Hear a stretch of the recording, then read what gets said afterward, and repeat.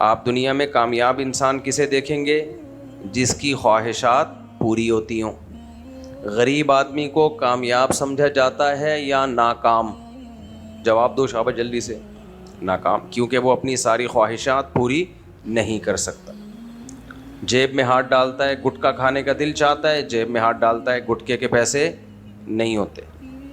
کسی کے پاؤں میں اچھی چپل دیکھتا ہے، دل چاہتا ہے میں بھی اس برانڈ کی جوتے لے لوں، جیب میں ہاتھ ڈالتا ہے، پیسے نہیں ہیں۔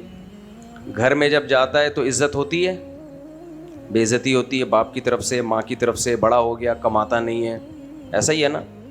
محلے سے جب لوگ گزرتے ہیں تو سلام کرتے ہیں؟ نہیں۔ ہاں، کوئی تازہ تازہ سلام کی فضیلت پر بیان سن کے آیا ہو وہ تو سلام کہہ دے گا، ادروائز گزر جاتے ہیں لوگ۔ ہر جگہ دھکے کھا رہا ہوتا ہے۔ سب سے بڑی بات، کہیں نکاح کا پیغام بھیجے گا تو غریب بھی شادی نہیں کر رہے ہوتے اس سے، تو نہ اس کی شادی ہو رہی ہے کہیں، نہ اس کے عزت مل رہی ہے کہیں، اس کو گٹکے تک کے پیسے نہیں ہیں۔ تو اسی وجہ سے پوری دنیا میں ناکام ترین انسان کس کو سمجھا جاتا ہے؟ جواب دو نا آپ لوگ، بولو۔ غریب کو۔ ایک گالی بن چکا ہے غریبو، آپ نے سنا ہوگا نا، یہ گالی ہے غریبو۔ تو جتنے غریب ہیں بیچارے بے ہوش ہونے لگتے ہیں ایک دم سے، یار ہمیں گالی دی ہے اس نے، لیکن پھر سوچتے ہیں کہ بولا تو صحیح ہے کہ ہم ہیں ہی غریب۔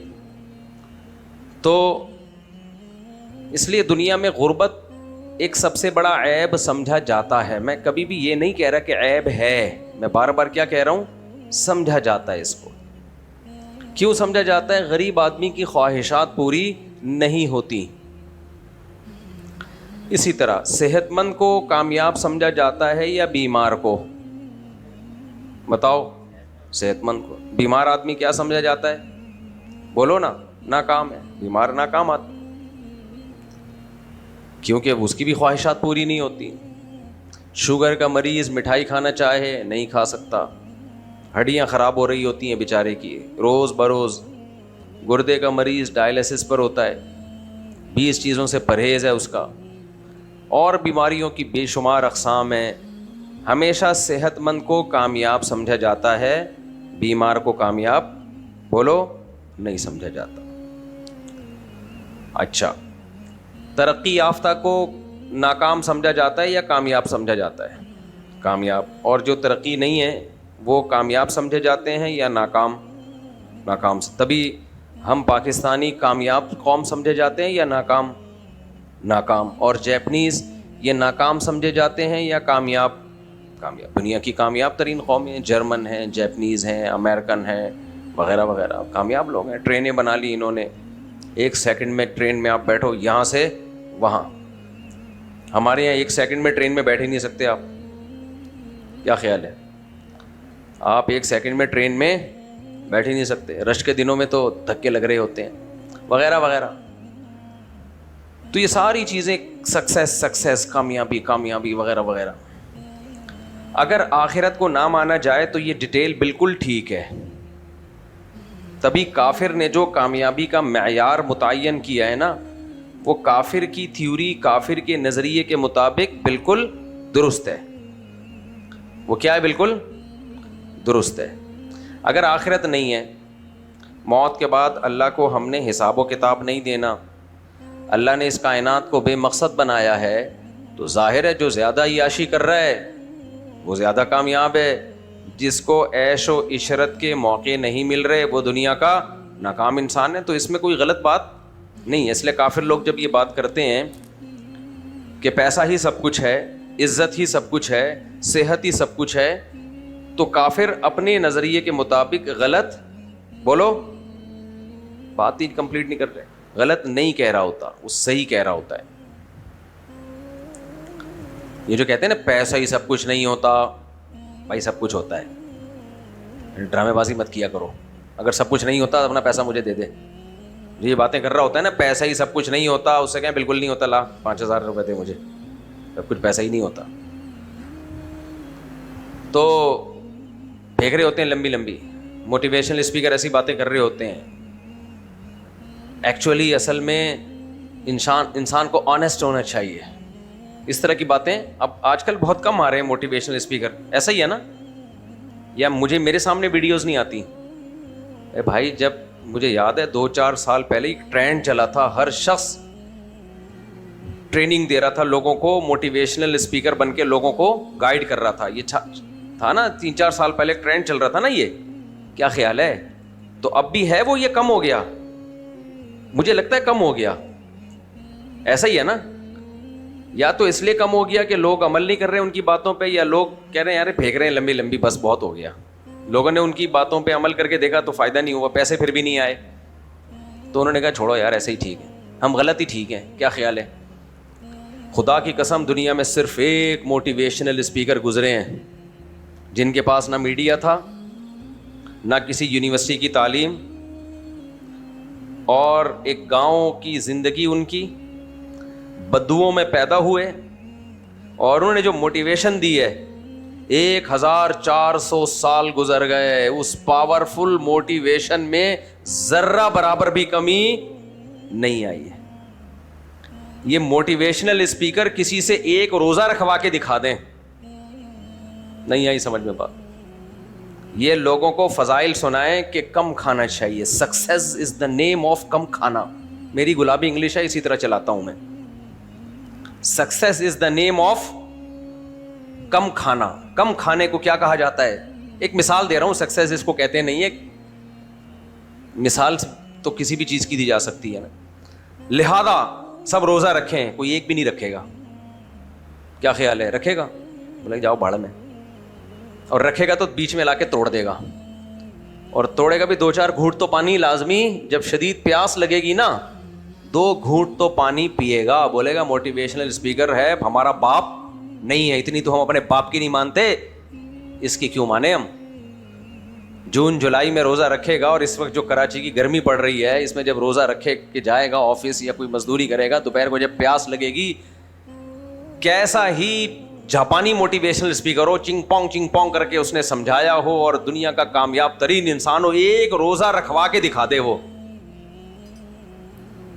یار 1400 سال پہلے محمد صلی اللہ علیہ وسلم کسی یونیورسٹی سے فارغ نہیں ہے بھائی, اور آپ صلی اللہ علیہ وسلم کا کوئی ٹیچر نہیں ہے. جس قوم میں پیدا ہوئے وہ لکھنا پڑھنا بولو نہیں جانتی. ما تخطہ بیمینک, دائیں ہاتھ نے لکھا نہیں ہے. اور نحن قوم امیون, اپنا انٹروڈکشن کروا رہے ہیں, ہم امی لوگ ہیں. امی کی کیا تعریف ہے؟ جو نہ لکھنا جانتے ہو اور نہ پڑھنا جانتے ہو. یہ لفظ امی نبی کی توہین نہیں ہے, یہ نبی کی تعظیم ہے. یہ نبی کی تعظیم اس لیے کہ لکھنا پڑھنا یہ علم نہیں ہے, یہ فن ہے. فن یہ علم کا ذریعہ ہے.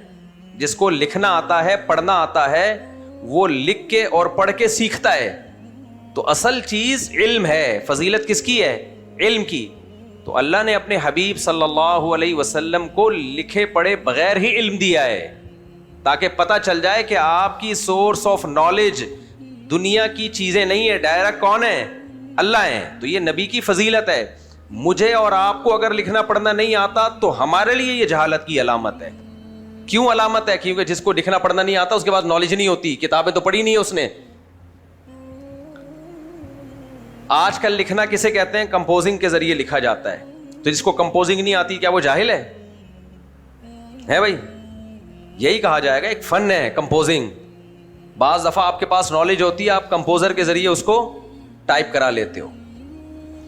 مجھے جب تک ٹائپنگ کی اسپیڈ میری نہیں تھی تو میں نے جو اپنی کتاب لکھی ہے وہ کسی سے کمپوز کروائی تھی.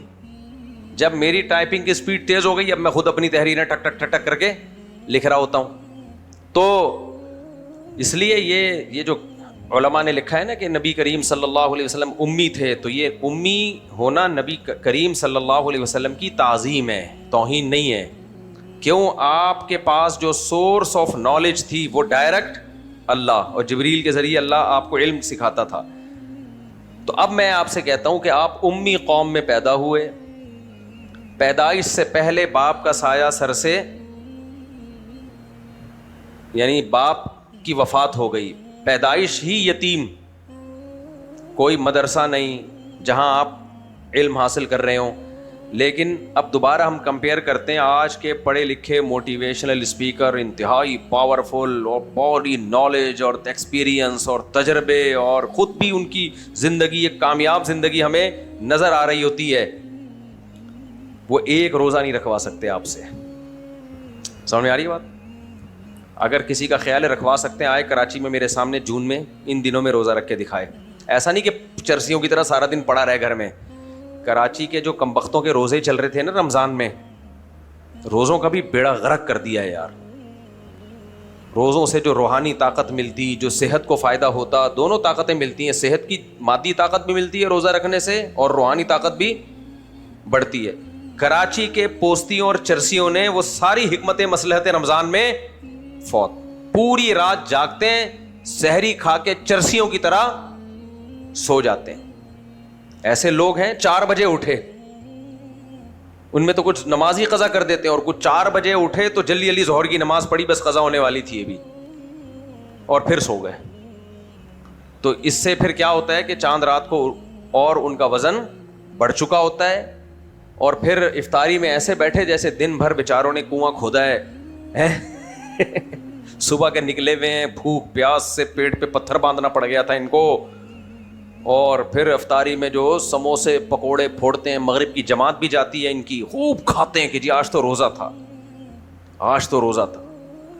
تو یہ والا روزہ نہیں, ہماری شریعت یہ بھی تو کر سکتی تھی نا. دیکھو اللہ تعالیٰ نے وجعلنا اللیل لباسا وجعلنا النہار معاشا, ہم نے دن کو معیشت کا ذریعہ بنایا ہے. صبح نکلو گھر سے, کام کاج کرو.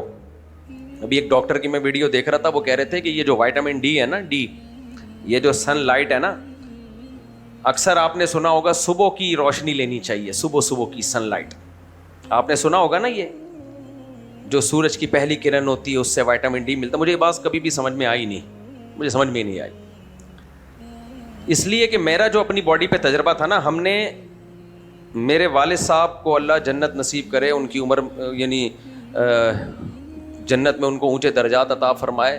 ہمارے والد صاحب نے ہمارے لیے گھر بڑا لیا ہوا تھا, یہ بڑا خاندانی کام کیا. ہمارا گھر کیا تھا؟ بڑا تھا, جس میں کھلا ڈلا صحن تھا, کیونکہ میرے والد صاحب وہ نیچر سے بڑی محبت کرتے تھے. ان کی یہ فطرت نہیں تھی کہ پورے گھر پہ کمرے ومرے بنا کے پورا اس کو سن لائٹ بھی ختم کر دو, وینٹیلیشن بھی ختم کر دو. فوجی آدمی تھے, بڑے ڈسپلن کے پابند تھے, اور ان کو یہ تھا کہ ہوادار ہو اور صحن بھی ہو گھر میں, صحن گھر میں ہو. تو ہمارے گھر میں کھلا ڈلا صحن تھا. اس صحن کی وجہ سے ہم دھوپ میں کھیلے بہت ہیں بچپن میں. نہیں آئی میرا خیال ہے بات. پھر والد صاحب نے کیاری بھی بنائی ہوئی تھی, ایک کیاری تھی, ہم جانور نہیں پالنے دیتے تھے, گندگی ہوتی ہے اس سے. کیاری بنائی ہوئی تھی گھر میں, اس میں والد صاحب نے آم کا درخت لگایا ہوا تھا. ہمارے اپنے گھر کا آم آتا تھا, اور میں دیکھتا تھا, بہت چھوٹا تھا میں, والد صاحب روزانہ جب آفس سے گھر آتے, اس زمانے میں زیادہ یہ رواج, یہ میں بات کر رہا ہوں 81 82 کی, ہم 4-5 سال کے تھے اس وقت, 81 82 کی, 5 سال کی باتیں بچے کو یاد رہ جاتی ہیں. تو والد, نیچے ہمارا ٹینک تھا پانی کا. اس وقت گورنمنٹ جو ہمیں پانی دیتی تھی نا, تو ہوا زیادہ آتی تھی, اس میں پانی کم آتا تھا. نل کے کھولتے تھے, کافی دیر تک آکسیجن ملتی تھی ہمیں, اس کے بعد پانی آنا, پھر وہ پانی بھی کبھی ایک دم پریشر سے آ رہا ہے, تو وہ ہم منظر دیکھتے تھے. تو ٹینک بھرتا تھا, تو موٹر چلانے کے لیے اوپر کوئی, یعنی پانی اوپر ٹینکی میں چڑھانے کے لیے الگ سے موٹر نہیں تھی. عام طور پہ گھروں میں یہی ہوتا تھا. یہ تو بعد میں رواج آیا نا بہت زیادہ موٹروں کا, کہ ایک موٹر وہاں سے پانی کھینچ رہی ہے. اچھا, بغیر موٹر کے ڈائریکٹ گورنمنٹ کا پانی آتا تھا, ہوا کے ساتھ آتا تھا, لیکن آتا خود تھا. اب تو موٹریں لگا لگا کے کھینچ رہے ہیں نا, پہلے گورنمنٹ جو پانی دیتی تھی وہ ڈائریکٹ نیچے ٹینک میں آیا. تو والد صاحب کیا کرتے تھے, بالٹیاں بھر بھر کے اوپر ٹینکی بھی بھرتے تھے, اوپر ٹینکی, اور دوسرا کام یہ کرتے تھے کہ آم کے درخت کو نہلاتے تھے روزانہ. وہ منظر مجھے یاد ہے, بالٹی بھر کے لائے اور یہ اٹھا کے آم کے درخت پہ, تاکہ وہ صاف ستھرا نیٹ اینڈ کلین ہو جائے. سمجھ میں آ رہی ہے بات؟ میں قصے برائے قصے سنانے کے لیے نہیں بیٹھا, میرا مقصد آپ کو موٹیویٹ کرنا ہے. سمجھ میں آ رہی ہے بات؟ تو گارڈننگ کا یعنی اس حد تک بہت زیادہ نہیں, لیکن آم کے درخت اور یہ سب کا تھا ان کو, تو انہوں نے درخت لگایا ہوا تھا آم کا. تو ہم نے دھوپ میں کھیلے, ہم اچھا وہ آم کے درخت میں بعد میں پتہ نہیں کوئی کیا ہو گیا کہ اس کو کاٹنا پڑا, خیر کوئی کیڑے ویڑے پڑ گئے تھے, کچھ مسئلہ ہو گیا تھا اس کے ساتھ. خیر جی, اب مسئلہ یہ ہے کہ ہم کھیلے دھوپ میں, صحیح ہے نا, دھوپ میں بہت کھیلے ہم. اب میری اپنی نیچر کیا ہے, میں زیادہ دیر اندھیروں میں نہیں بیٹھ سکتا دن کے وقت. جیسے لوگ, میں اپنے آفس ہے نا اس میں جب کام کرتا ہوں, آدھا پونا گھنٹے کے بعد میں جا کے دھوپ میں گھوم کے آتا ہوں. سمجھ میں آ رہی ہے بات؟ کیونکہ دماغ بند ہونا شروع ہو جاتا ہے. اور میں نے اس دھوپ کے فائدے اپنی باڈی پہ خود محسوس کیے ہیں. بہت مشکل ہے سمجھانا. کیا مطلب؟ مجھے پتا ہے کہ یہ دھوپ جب باڈی پہ لگتی ہے تو جسم میں کیا کیا تبدیلیاں آتی ہیں, اور دھوپ نہ لگے تو کیسے جسم بند ہونا شروع ہو جاتا ہے انسان کا. میں روزانہ 15-20 منٹ نا کرتا اتار کے تیز دھوپ میں گھومتا ہوں, جس سے ڈاکٹر منع کرتے ہیں. ڈاکٹروں کی ایسی کی تیسی. ڈاکٹر کہتے ہیں ایکچولی یہ دھوپ جب باڈی پہ ڈائریکٹ لگتی ہے تو اس میں ٹھش پش ہوتا ہے. جب بھاڑ میں جائے یار سالے, ایسے تمہارے ہوتا ہوگا, ہمارے نہیں ہوتا. بچپن سے ہم اب تک دھوپ ڈائریکٹ باڈی پہ بولو لگا رہے ہیں, کالے بھی نہیں ہوئے آپ سامنے, جتنے تھے ہونے تو ہو گئے کالے. تو ہاں آسٹریلیا کی دھوپ ڈائریکٹ نہ لیں کیونکہ وہ اوزون گیس نہیں ہے نا بعض ملکوں میں, اور پنجاب میں بھی بہت زیادہ دھوپ جب لگتی ہے تو ہو سکتا ہے کسی کو نیلا پیلا کر دیتی ہو. لیکن کراچی میں ایک بہت بڑا فائدہ یہ ہے کہ الحمدللہ یہاں گرد و غبار ہوا میں اتنی زیادہ ہے کہ دھوپ چھن چھن کے آتی ہے اس گرد و غبار سے. یہ نیٹ پہ بھی آپ سرچ کر کے دیکھ لیں, اسکن کو نقصان نہیں پہنچاتی وہ. لیکن حقیقت یہ ہے کہ باڈی کو جو فائدہ تیز دھوپ اور ڈائریکٹ آپ کی باڈی پہ لگنے سے جو فائدہ ہوتا ہے وہ صبح کی ہلکی پھلکی دھوپوں, یہ ٹوپی ڈرامے ٹھیک ہے ہوتا ہوگا, اس سے وہ فائدہ نہیں ہوتا. کیونکہ انسان جو ہے نا نیچرلی, قرآن بھی بار بار کہتا ہے, پرانے زمانے کا انسان جو فطرت کے قریب تھا یہ سارے صبح صبح کھیتی باڑی پہ نکل جایا کرتے تھے دھوپ میں کام کاج کرنے کے لیے.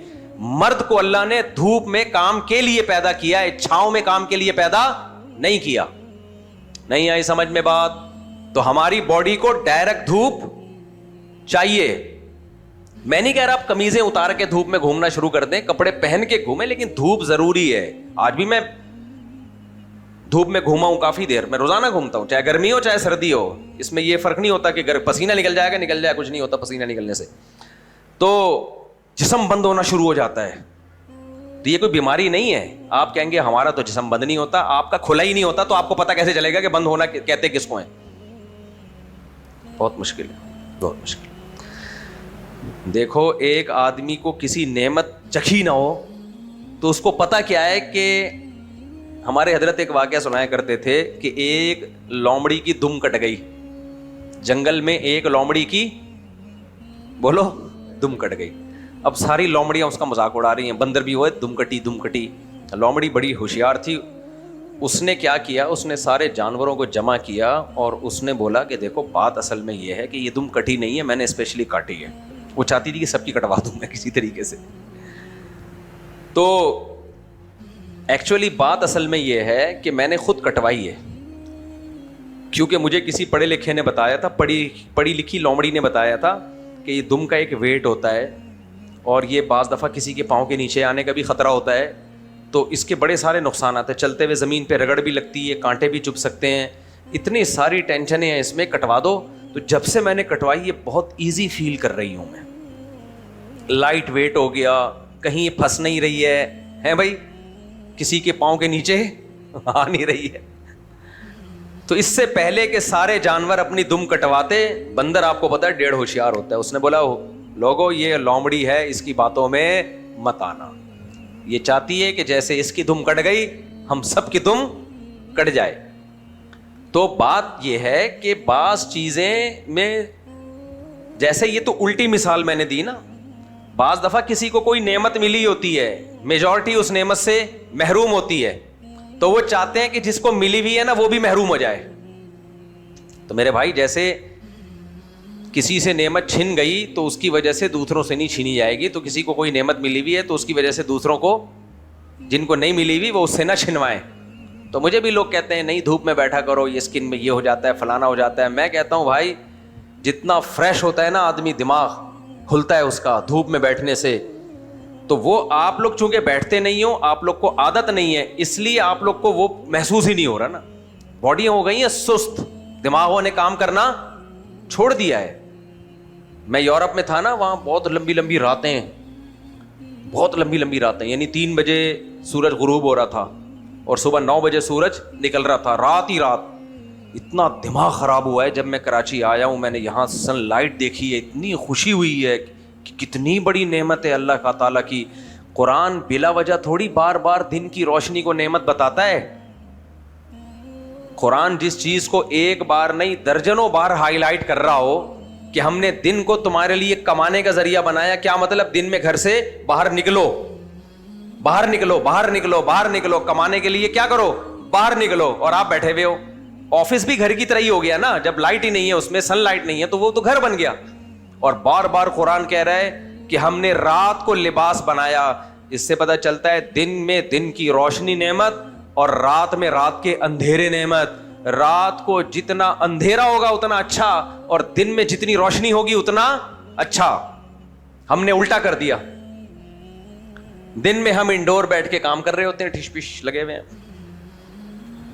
اور رات میں موبائل اور ٹیلی ویژن کی اسکرین, اس نے اندھیرے ہم سے چھین لیے.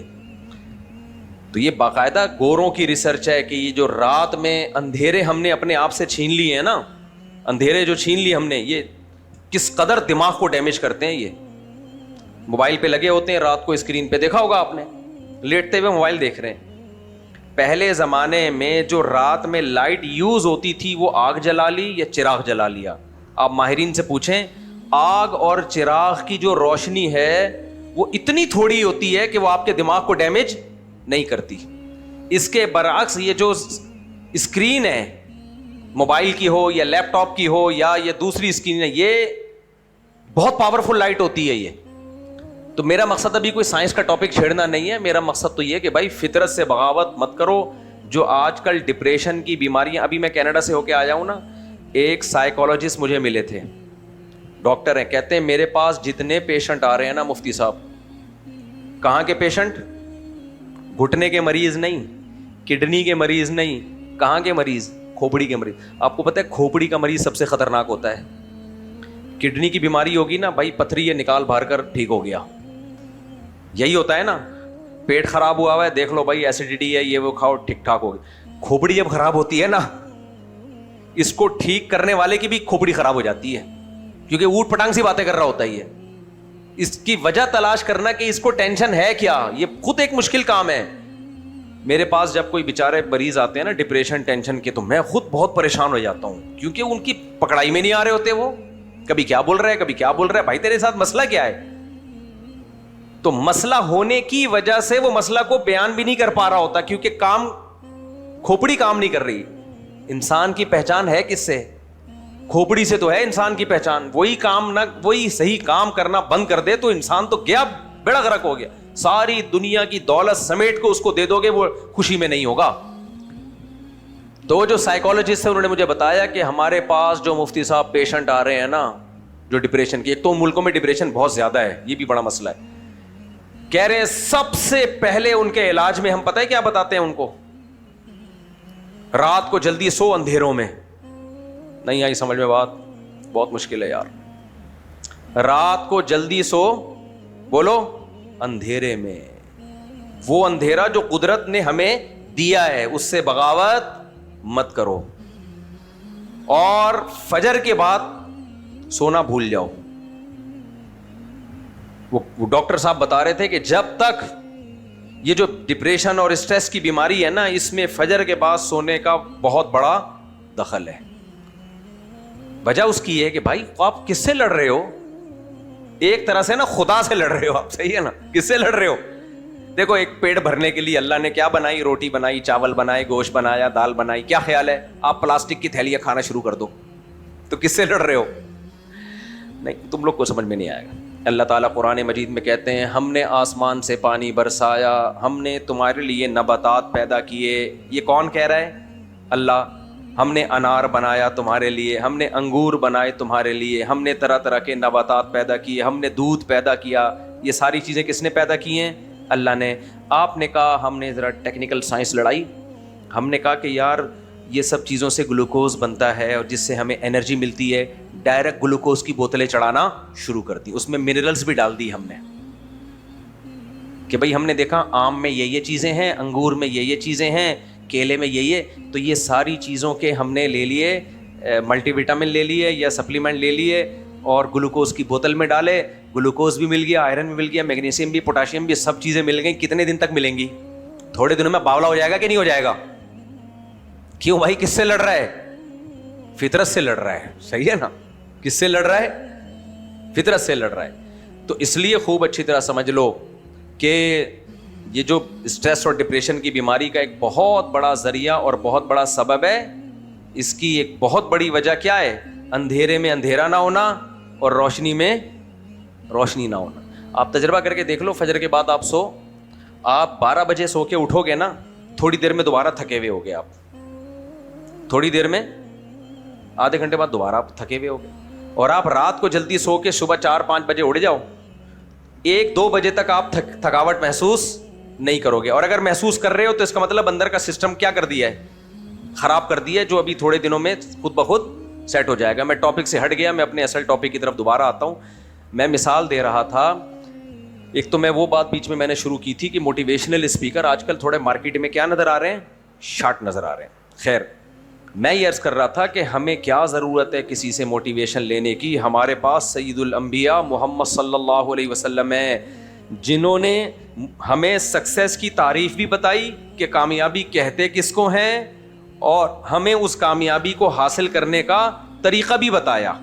اور دنیا میں ہمیشہ اس شخص کی بات کو سنا جاتا ہے جو آپ کو جس فیلڈ میں گائیڈ کر رہا ہے اس فیلڈ میں اس کا کامیاب تجربہ ہو, اور جس کا اپنا تجربہ ناکام ہو اس فیلڈ میں اس سے گائیڈنس لی جاتی ہے. بولو نا. نہیں, آپ نے اکثر دیکھا ہوگا یوٹیوب پہ فزیکل فٹنس کے جو ماہرین ہیں وہ بتا رہے ہوتے ہیں, جم کی ٹریننگ دے رہے ہوتے ہیں کہ یہ کھایا کریں, ایسے ایکسرسائز کیا کریں. اکثر اس میں وہ کامیاب ہوتے ہیں جن کی اپنی بھی فزیک اچھی ہو. کیا خیال ہے؟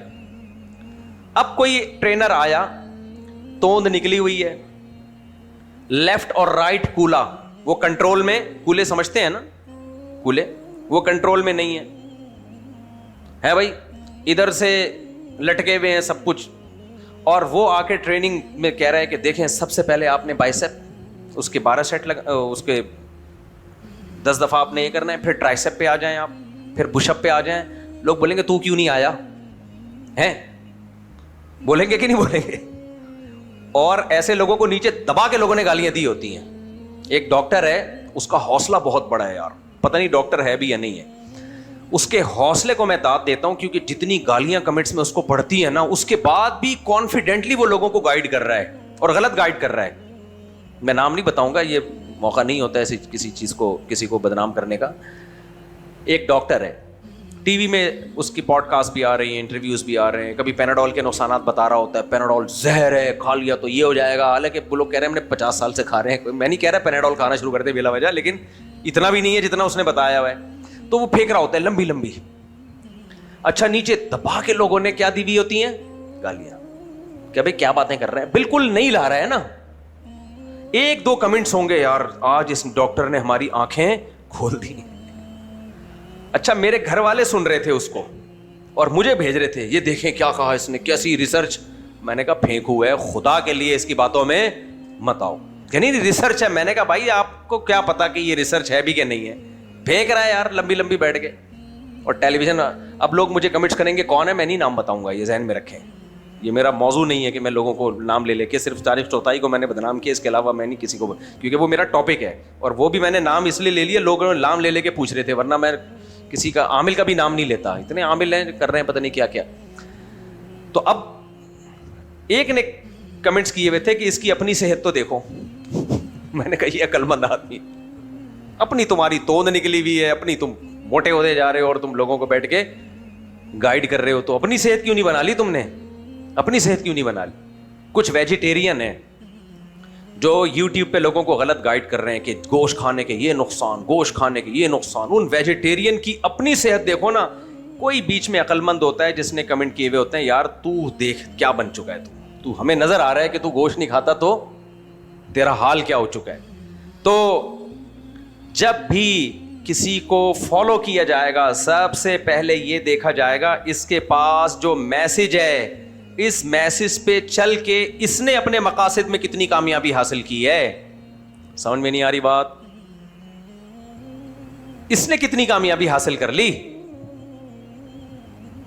ہمارے محلے میں ایک حکیم تھے, اللہ ان کی مغفرت فرمائے, بہت پرہیزگار حکیم اور بڑے ایکسپرٹ حکیم تھے.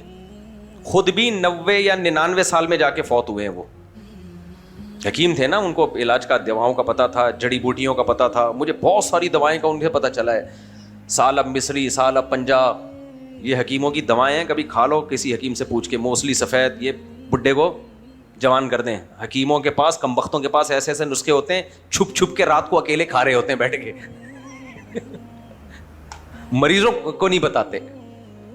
تو حکیموں میں فراڈ بہت ہے, ورنہ یہ حکمت کا علم یہ صدیوں پرانا ہے. صدیوں سے انسانوں پہ تجربے ہوتے آ رہے ہیں اس کے. ان کی کچھ دوائیں تو ایسی ہیں 2000 سال پرانا نسخہ, کوئی سائڈ افیکٹ نہیں ہے. ایسے ایسے ان کے پاس چیزیں ہوتی ہیں, لیکن حکومت نے سرپرستی چھوڑ دی ہے اور ڈرامے بازی بہت آ گئی ہے. اور کچھ لوگوں کو اطمینان بھی نہیں ہوتا, اس لیے نہیں ہوتا کہ فوری علاج نہیں ہوتا, تو لوگ چاہتے ہیں بٹ ٹیکا ٹھوکو صحیح کر دو. تو اب ایسا نہ ہو کہ حکیموں کے پاس چلے جائیں, فراڈ بہت ہے اس میں. جب تک کوئی ایکسپرٹ حکیم نہ ہو علاج نہ کرایا کریں اس سے. لیکن وہ واقعی صحیح حکیم تھے. تو ان کی عمر کتنی, 90 سے میرا خیال ہے اوپر ہی گئے ہوں گے. اور 80-85 سال کی عمر میں ان کی حالت یہ تھی کہ جب آپ ان سے مصافحہ کرو نا, اور انہیں جو ہاتھ پکڑ لیا, آپ ہاتھ چھڑا نہیں سکتے. ایسے کڑک اور لال ٹماٹر, دبلے پتلے, یعنی پیٹ بھی اندر تھا ان کا. تو ایک دن میری ان سے بڑی گپ شپ تھی, مجھ سے بڑی محبت کرتے تھے اور تھے بڑے مزاحیہ. جو آدمی خوش ہوتا ہے نا تو اس کی طبیعت میں مزاح بھی ہوتا ہے. ان کا خیال یہ تھا, میں اپنے والد صاحب کا سب سے چھوٹا بیٹا ہوں, تو جبکہ مجھ سے چھوٹا ایک میرا بھائی بھی تھا. ایک دن میرے بھائی کو دیکھ لیا, کہنے لگے یہ تو پورا پلا پلایا, یا تو ابھی پیدا ہوا ہوتا, یہ تو آپ کا ایک اور بھائی اور ہے بھی پورا پلا ہوا. تو انہوں نے مجھے ایک بات کی, انہوں نے کہا ہمارے ہاں حکیموں میں مشہور ہے موٹا فقیر اور دبلا حکیم, اس پہ کبھی اعتماد مت کرو. اس لیے کہ اگر فقیر موٹا ہے تو کم بخت, تو غریب ہے تو اتنا چربی کہاں سے آ رہی ہے تیری باڈی میں, اس کا مطلب تجھے اضافی پراٹھے کھانے کو بھائی مل رہے ہیں تجھے.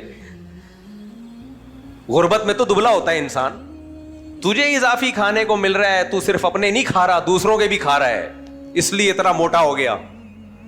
بڑی ظرافت تھی ان کے مزاج میں نا. ہندوستان کے حکیم تھے, دہلی ویلی سے آئے ہوئے تھے, اور کہتے ہیں دبلا فقیر, جو بالکل باریک نہیں ہوتے, ہڈیاں نکلی ہوئی, اور دبلا حکیم, کہتے ہیں اس پہ اعتماد نہ کرو کہ کم بخت تو, تیرے پاس اگر لوگوں کی صحت بنانے کے نسخے ہیں, اپنے آپ کو کیوں نہیں تو نے صحیح کیا. اس کے بعد سے نا مجھے کئی حکیم نظر آئے, کسی کے دانتوں میں کیڑے لگے ہوئے ہیں, کوئی بات کر رہا ہے تو ٹیڑھے منہ سے بات کر رہا ہے, چلا نہیں جا رہا اس سے, اس کا اپنا الائنمنٹ آؤٹ ہوئی ہوئی ہے. جب میرے پاس آتے تھے, مفتی صاحب میں بڑا حکیم ہوں اور یوں ہوں, میں سوچتا تو مجھے پتا ہے تو بہت بڑا تو ہے لیکن حکیم نہیں, پھینکو ہے تو, کیونکہ خود ہی الائنمنٹ کیا ہوئی ہوئی ہے, آؤٹ ہوئی ہوئی ہے اس کی. تو یہ میں کیوں اتنی ساری مثالیں آپ کو دے رہا ہوں, جو خود کسی فیلڈ میں کامیاب نہ ہو, جس کے پاس ایک ایسا ہدف اور ایسا ویژن ہو جس میں ہم نے دیکھ لیا کہ وہ کامیاب نہیں ہو سکا, تو ہمیں کامیابی کے طریقے وہ کیسے بتائے گا, کیا خیال ہے. اب میں آپ کو کچھ مثالیں دیتا ہوں. اسلام جو پیکج لے کر آیا ہے نا کامیابی کے, اس کے علاوہ جتنے پیکج دنیا میں چلے ہیں سب ناکام ہوئے ہیں. تاریخ بتاتی ہے, ہسٹری بتاتی ہے, تاریخ اٹھا کے دیکھ لو. کوئی 150 سال میں ناکام, کوئی 100 سال میں ناکام, کوئی 200 سال میں, کوئی 300 سال میں, بالآخر اینڈنگ کیا ہوتی ہے اس کی, ناکامی. رشیا ایک سسٹم لے کر آیا تھا, سوویت یونین, جس کو کمیونزم کہا جاتا ہے, سب کو پتا ہوگا, اتنی ہسٹری سے تو سب واقف ہوتے ہیں نا. ملکوں کے ملک نگلنا شروع کر دیے اس نے. مساوات, نعرے کتنے اچھے لگائے, مساوات, سب برابر ہیں, پیسہ سب کے پاس کیسا ہونا چاہیے؟ برابر. امیر غریب کا فرق ختم. بڑا مقبول ہوا وہ نعرہ, اس پہ لاکھوں لوگوں کو موت کی گھاٹ اتار دیا. بڑے پڑھے لکھے لوگ یہ نعرہ لے کے چلے کہ بھائی ہم نے مساوات کی بیس پہ, یہ جو انسانوں میں ایک ارب پتی ہے اور ایک کے پاس کھانے کو روٹی نہیں ہے, یہ ظلم ہے.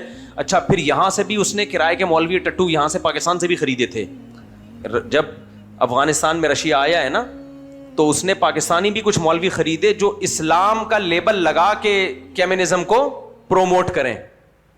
تو یہاں بھی کچھ اسکالر پیدا ہو گئے کہ بھائی ایکچولی اسلام کی بھی یہی دعوت ہے. دیکھو حج میں جب ہم جاتے ہیں سارے ایک جیسے کپڑے پہن کے, نہ کوئی امیر رہا نہ کوئی غریب رہا, نہ کوئی بادشاہ نہ کوئی وزیر. تو اسلام کا بھی ایکچولی مزاج یہی ہے کہ سارے کیا ہو جائیں, ایک جیسے ہو جائیں. امیر غریب کا فرق ختم. حالانکہ وہ تو حج کے موقع پہ ایک مخصوص لباس پہنایا گیا ہے, وہاں بھی امیر امیر ہی ہوتا ہے اور غریب غریب ہوتا ہے. امیر جہازوں پہ جا رہا تھا اور غریب بیچارہ اونٹوں پہ بیٹھ کے جا رہا تھا. لیکن جب یہ اسکالر بگڑتے ہیں نا, تو یہ قرآن و سنت کے نام پہ کچھ بھی مارکیٹ میں بیچ دیتے ہیں.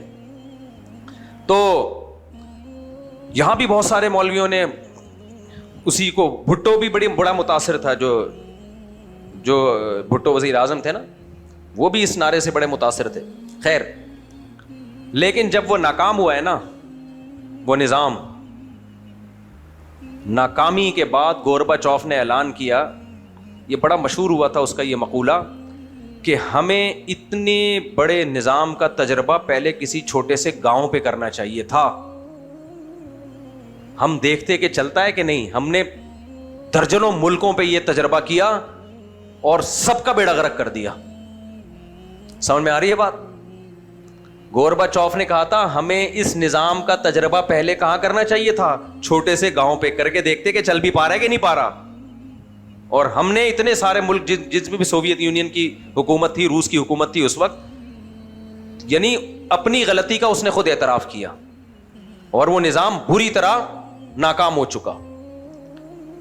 پھر یورپ نے جو جس نظام کو دنیا میں نافذ کیا ہوا ہے, آزادی, لبرلزم, جس مذہب سے بغاوت, یہ سرمایہ دارانہ نظام لے کر آئے. یہ وہ نظام نہیں لائے جو رشیا نے کہا نہیں امیر امیر ہونے دو, غریب کو غریب ہونے دو. وہ سارا سیٹ اپ وہاں سے لیا, عورت کو آزادی اور یہ سب چیزوں کے بعد جا کے آپ کو پتا ہے اتنی بری طرح وہ خدا کی قسم ناکام ہو چکے ہیں, اتنی بری طرح ناکام ہو چکے ہیں کہ سر جوڑ کے بیٹھے ہوئے کہ ہم جائیں کہاں.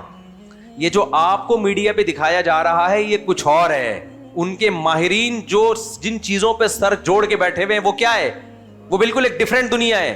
اس وقت پتہ ہے دنیا کا سب سے بڑا مسئلہ ترقی یافتہ ملکوں کے لیے کیا بن چکا ہے؟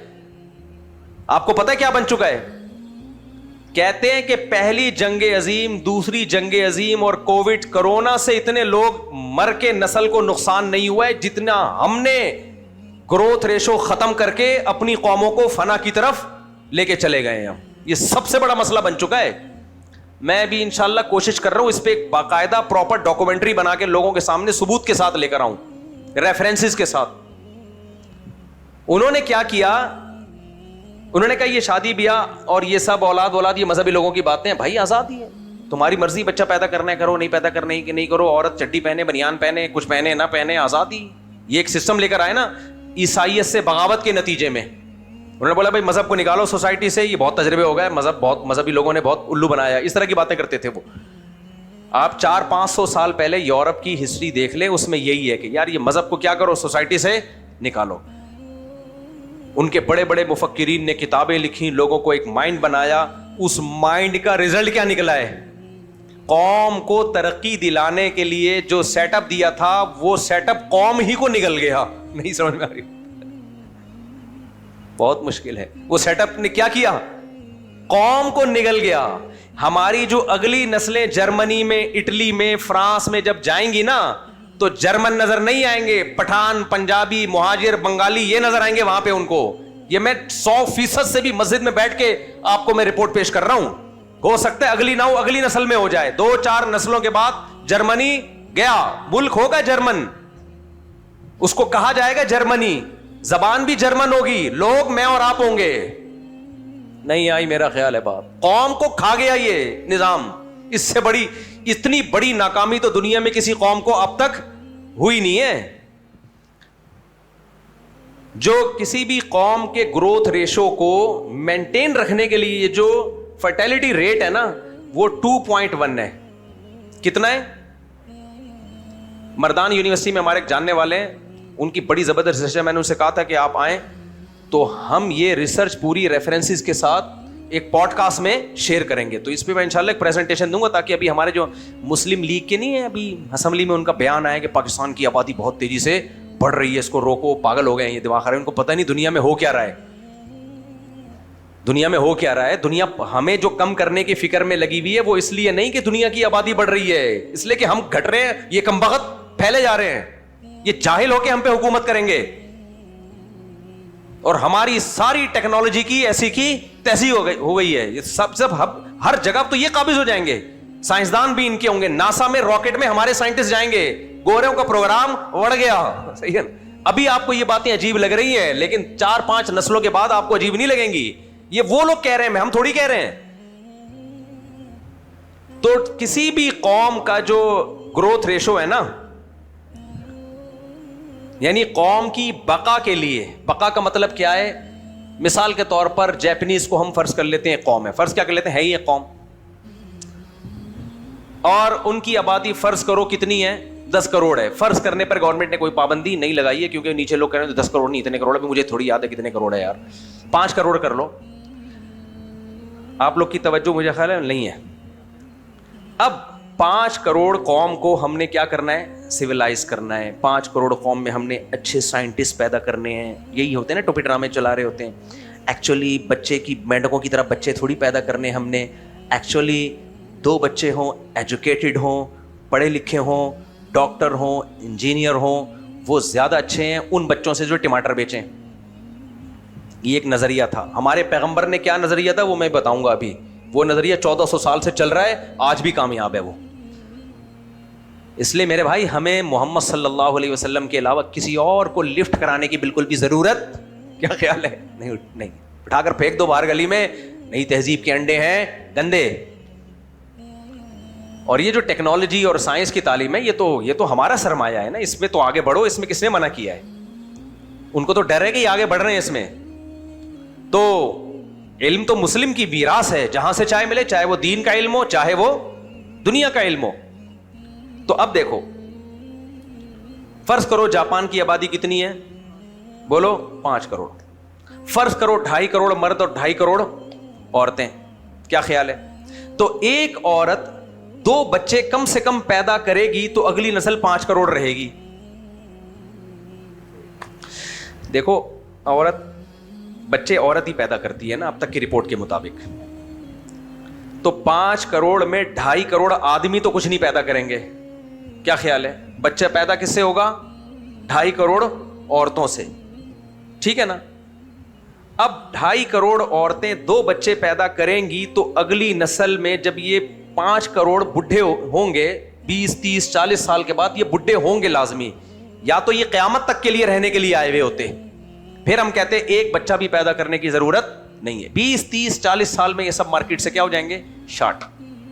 تو ایک عورت نے کم سے کم 2 بچے پیدا کیے ہوں گے تو یہ 5 کروڑ قوم 5 کروڑ کی 5 کروڑ رہے گی. لیکن ماہرین کہتے ہیں 2.1 بچے پیدا کرنا ضروری ہے کیونکہ بچے مرتے بھی ہیں. کیا مطلب؟ 2.1 کا مطلب یہ ہے کہ 10 عورتیں 13 بچے پیدا کریں. 10 عورتیں 12 کے بجائے کتنے؟ 13 بچے, تاکہ ایک مر بھی جائے تو موت بھی تو ہوتی ہے نا, بچپن میں بھی ہو جاتی ہے, بعض دفعہ بڑے ہو کر بھی. تو کہتے ہیں کہ بھائی 100 میں ہم ایک ریشو رکھا ہوا ہے کہ اتنے مرنے کے لیے چھوڑ دو, کہ فرض کر لو اتنے مریں گے. تو کم سے کم کتنا ہونا چاہیے؟ 2.1. اس سے نسل بڑھتی نہیں ہے, جتنی ہے اتنی رہتی ہے. یہ کمبخت فارمولہ لے کر آئے تھے جو اسلام کے بالکل خلاف تھا. تقریباً 150-200 سال پہلے ایک مالتھا سے پیدا ہوا تھا مفکر. اس نے بولا تھا کہ جس اسپیڈ سے ہے نا ایک عورت 8 بچے پیدا کر رہی ہے تو 5 کروڑ کی آبادی کتنی 4 گنا تو کم از کم بڑھے گی. تو یہ کتنی ہو جائے گی؟ 20 کروڑ ہو جائے گی. پھر 20 کروڑ کو ملٹیپلائی کرو, ایک عورت 8 بچے, تو وہ تھوڑے بڑے ختم بھائی, ختم. بس 50-60 سال کے بعد دنیا ختم. یہ پھینکی تھی لمبی اس نے. اس نے کہا دنیا کیا ہو جائے گی؟ اس کے الفاظ ہیں کہ خوراک کی اتنی قلت ہوگی کہ لوگ ایک دوسرے کا گوشت نوچ نوچ کے کھائیں گے. یہ اس نے موٹیویٹ کیا لوگوں کو, کیلکولیشن کی. اس نے کہا کہ اتنے خربوزے پیدا ہو رہے ہیں, اتنے مالٹے پیدا ہو رہے ہیں, اتنی گندم, اس سے زیادہ اسپیڈ سے انسان پیدا ہو رہے ہیں, تو ایکچولی یہ ہوگا, پھر فلانا ہوگا, ڈمکانا ہوگا. تو وہ لوگ پاگل تھے. ہمارے مذہب نے ہمیں بتا دیا کہ جب بچہ پیدا ہوتا ہے تو ماں کی چھاتیوں میں دودھ کون پیدا کرتا ہے. یہ سائنسی اتفاق نہیں ہے. سائنسدان تو بولیں گے ایکچولی وہ ہارمونل چینجنگ ہے. بھائی یہ چینجنگ رکھی ہے کس نے؟ خدا نے رکھی ہے, تاکہ بچہ بھوک سے مرے نہیں. اس کا مطلب اس کے رزق کا ذمہ دار کون ہے؟ اللہ ہے. قرآن نے تو بول دیا تھا 2 منٹ مسئلہ ہی حل کر دیا کہ تمہاری ٹینشن نہیں ہے, یہ میری ٹینشن ہے. اور قرآن نے ہمیں یہ بھی بتا دیا تھا وَقَدَّرَ فِيهَا أَقْوَاتَهَا فِي 4 أَيَّامٍ. اللہ کہتے ہیں زمین کو بنانے سے پہلے, زمین بننے کے بعد 4 دن, اب وہ 4 دن یہ دنیا کے تھے, یہ اللہ والے 4 دن تھے. 4 ارب سال بھی ہو سکتے ہیں, 4 کروڑ سال بھی ہو سکتے ہیں. میں نے 4 دن تو صرف یہ کیا ہے کہ جو انسان اس میں پیدا ہوں گے ان کی خوراک کے ذخیرے میں نے اسٹور کیے ہیں اس میں. نہیں آئی بات؟ اب اللہ ایسے اسٹور نہیں کرتا کہ گندم کی بوریاں لے لے کے گوداموں میں ڈال دے. وہ اسٹور کا مطلب ایسی چیزیں زمین میں ڈال دیں کہ قیامت تک آنے والا آخری انسان بھی دبا کے پھوڑ پھاڑ سکے یا کھا سکے. اس میں ڈیزل بھی تھا, اس میں پیٹرول بھی تھا, اس میں سب کچھ. اللہ کہتے ہیں پہلے میں نے انسانوں کی خوراک کا بندوبست کیا ہے. اب بندوبست ایسے نہیں کیا کہ آدم علیہ السلام آئے تو ان کو 6 ارب انسانوں کی روزی مل گئی. نہ نہ نہ نہ, جیسے جیسے آتے جائیں گے, جتنے جتنے آتے جائیں گے اسی حساب سے وسائل دریافت ہوتے جائیں گے. تبھی قرآن کے الفاظ دیکھو, قدرہ کا مطلب مینجمنٹ ہے. یہ نہیں آئی سمجھ میں بات؟ مینجمنٹ کا مطلب کیا ہوتا ہے؟ اندازہ ہے, ایک پراپر ایک مینجمنٹ کی گئی ہے. دیکھو ایک طریقہ یہ ہوتا ہے کہ ایک مہمان گیا, 100 آدمیوں کا کھانا ہے اور مہمانوں نے آنا ہے. ایک آج آئے گا, ایک کل گاؤں سے آ رہا ہے, ایک پرسوں آ رہا ہے, لیکن کھانا آپ نے 100 آدمیوں کو بنا دیا. تو جب ایک مہمان جائے گا وہ تو ایک کا کھائے گا نا, باقی 99 کا تو سڑ جائے گا نا. کیا خیال ہے؟ تو یہ مینجمنٹ تھوڑی ہے, یہ ہے کہ پکا 100 آدمیوں کا رکھ لیا ہے. مینجمنٹ یہ ہے کہ کھانا اس طرح سے اسٹور کیا جائے کہ جیسے جیسے لوگ آتے جائیں اسی حساب سے بنتا چلا جائے. تو اللہ کہتے ہیں میں نے مینجمنٹ کی ہے. آدم علیہ السلام جب آئے تھے نہ گیس کی ضرورت, نہ پیٹرول کی ضرورت, نہ بھاری بھرکم مشینوں کی ضرورت, نہ بجلی کی ضرورت. ان کو بہت زیادہ ضرورت ہوگی ایک عدد کدال کی. وہ انہوں نے کہیں سے لکڑی لے کے زمین کھود کے ایک درخت لگا لیا ہوگا یا تھوڑی سی کھیتی باڑی کر لی ہوگی. لیکن جیسے جیسے انسان آئیں گے اللہ نے ان کو دماغ بھی دیا, ہاتھ بھی دیے, پاؤں بھی دیے, پہیا ایجاد کیا انہوں نے, اور مشینیں ایجاد ہوتی چلی گئیں. اور اب آپ دیکھو اڑ اڑ کے پوری دنیا میں پہنچ رہے ہیں, بڑے بڑے جہاز بنا لیے, وہاں سے گندم آ رہا ہے, یہاں جا رہا ہے, دیو مار 4.5. تو یہ ہے قدر فیہا اقواتہا, یہ مینجمنٹ ہے. نہیں آئی بات سمجھ میں؟ ہمارے لیے اللہ نے مسئلہ حل کر دیا تھا. اللہ نے کہا تم 2.1 اور 2.2 کے چکر میں پڑھنے کی تمہیں ضرورت نہیں ہے. تو خدا جب کوئی بات کہہ دے تو پھر آگے بحث ختم ہو گئی نا. کیا خیال ہے؟ ہم نے اپنے پیغمبر سے پوچھا, نبی کریم صلی اللہ علیہ وسلم سے, کہ کم بچے ہونے چاہیے زیادہ ہونے چاہیے؟ ہمارے نبی نے ہمیں گائیڈ کر دیا, قرآن نے بھی گائیڈ کیا ہمیں, ہمارے نبی نے ہمیں گائیڈ کیا. کیسے گائیڈ کیا؟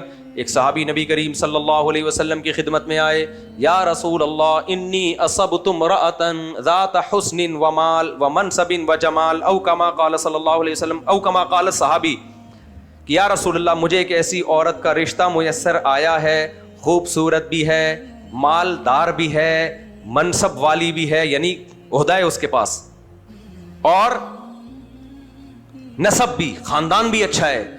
کسی عورت میں اس سے زیادہ کوئی اچھی صفت ہو سکتی ہے؟ پیسہ بھی ہو, کیا خیال ہے بھائی؟ سسرال پیسے والا ہو, کچھ نہ کچھ تو چھڑکاؤ ہو ہی جاتا ہے. گھڑی تحفے میں اچھی, غریب آدمی کی شادی کرو تو گھڑی بھی ایسی تحفے میں ملتی ہے. آدمی کہتا ہے کسی کو کیا دکھاؤں میں. تو چاروں چیزیں یا رسول اللہ اس خاتون میں, لیکن لہا لا تلد, ایک فالٹ ہے, بچہ نہیں ہوگا, بانجھ ہے. ہمارے نبی کہہ سکتے تھے کوئی بات نہیں, اسلام میں تو 4 شادیوں کی اجازت ہے, ایک اس سے کر لو, 3 بچوں والی سے کر لینا. کیا خیال ہے بھائی؟ کہہ سکتے تھے کہ نہیں کہہ سکتے تھے؟ وہ صحابی شرعی مسئلہ پوچھنے نہیں آئے تھے. اگر شرعی مسئلہ پوچھنے آتے تو نبی کہتے کر لو, شرعن کیا ہے, جائز ہے. اچھا اس حدیث کو جب میں سناتا ہوں لوگ کہتے ہیں وہ بیچاری بانجھ عورت کہاں جائے پھر, نبی نے ان کو مشورہ دیا کہ نہیں کرو. بھائی اس زمانے میں 2-3 شادیوں کا رواج تھا, نبی کو معلوم تھا کہ اس کی کہیں نہ کہیں شادی ہو جائے گی, لیکن مجھ سے جو مشورہ لے رہا ہے اسے میں وہ مشورہ دوں گا جو اس کے فائدے کا ہوگا. آج معاملات تھوڑے ڈفرینٹ ہو چکے ہیں. آج اگر کوئی بانجھ عورت ہے تو ہم مشورہ دیتے ہیں کر لو بھائی, پھر اولاد کے لیے دوسری شادی کر لینا. لیکن اس زمانے میں سچویشن کیا تھی؟ ڈفرینٹ تھی. لڑکیوں کے لیے رشتوں کی کمی نہیں ہوتی تھی. تو وہ صحابی نے کہا یا رسول اللہ, خوبصورت بھی, مالدار بھی, منصب بھی, جمال بھی, مال بھی, یعنی خاندان بھی, لیکن لہا لا تلد, ایک مسئلہ ہے, اولاد نہیں ہوگی. آپ کہہ سکتے تھے کسی بھی قوم کی جو نسل ہے نا, وہ اگر 2.1 ریشو چل رہا ہے تو کوئی بات نہیں. حضرت ابو ہریرہ کے اتنے بچے ہیں, حضرت خالد بن ولید کے اتنے ہیں, عبداللہ بن مسعود کے اتنے, حضرت عمر کے اتنے, تو تمہارے اگر نہیں ہوئے تو 2.1 سے تو ابھی بھی ہم الحمدللہ بہت اوپر چل رہے ہیں. دوسرا, غربت مہنگائی دیکھو. غربت مہنگائی کا عالم یہ ہے کہ فاقے پڑ رہے ہیں, پیٹوں پہ پتھر باندھے جا رہے ہیں, اور عرب میں بچوں کو بھوک کے خوف سے قتل کیا جا رہا ہے, کیونکہ وہ مانے حمل تدبیریں جانتے نہیں تھے. بچہ پیدا ہونے کے بعد بعض دفعہ قتل کرتے تھے کہ کھائے, اس کو کھلانا پڑے گا. یہ حالات چل رہے ہیں, اور تمہیں بچوں کی فکر ہے. کوئی بات نہیں, اگر اس کی اولاد نہیں ہو سکتی نو پرابلم. ہمارے پاس جب آتا تو ہم یہی مشورہ دیتے نا کہ جاپان کی رپورٹ کے مطابق 2.1 اور ہماری قوم کا چل رہا ہے 8.9. تو اگر ایک آدھ آدمی کے اولاد نہیں ہو تو یہ تو ہمارے فیور میں جا رہی ہے یہ چیز. نا اسلام نے ہمیں گائیڈ کر دیا. نبی نے, حدیث میں آتا ہے فنہاہو, نبی نے منع کیا نہیں, مت کرو. دوسرے موقع پہ وہ صحابی دوبارہ آئے نبی کریم صلی اللہ علیہ وسلم کی خدمت میں, کیونکہ ان کا دل بہت زیادہ چاہ رہا تھا وہاں نکاح کرنے کا. کر لیتے, نبی ناراض تھوڑی ہوتے, حلال ہے بھائی, جائز ہے. لیکن مشورہ جب لیا جائے گا تو بھائی وہ مشورہ دیا جائے گا جو فائدے مند ہو, اور قیامت تک ایک میسج چلا جائے کہ نکاح کا سب سے پہلا اور بنیادی مقصد ہی نسل بڑھانا ہے, 2.1 پہ روکنا نہیں ہے اس کو. نکاح کا مقصد ہی کیا ہے؟ نسل بڑھانا. مرد اور عورت کو پیدا اللہ نے اس لیے کیا ہے تاکہ ملاپ سے نسل بڑھے. یہ فطرت سے لڑائی ہے, بغاوت ہے کہ ملاپ ہو رہا ہے. اس ملاپ کا جو نتیجہ ہے, جو فطرت چاہتی ہے, اس نتیجے کو آپ بریک لگا کے روک رہے ہیں, تو فطرت انتقام لے گی. جب بھی کوئی قوم فطرت سے, نیچر سے لڑتی ہے نا, تو چماٹے پھر کون لگاتا ہے؟ فطرت لگاتی ہے. اور فطرت کے چماٹے ریورسیبل نہیں ہوتے. فطرت ایسے چماٹے لگاتی ہے, وہ ریورس نہیں ہوتے پھر وہ.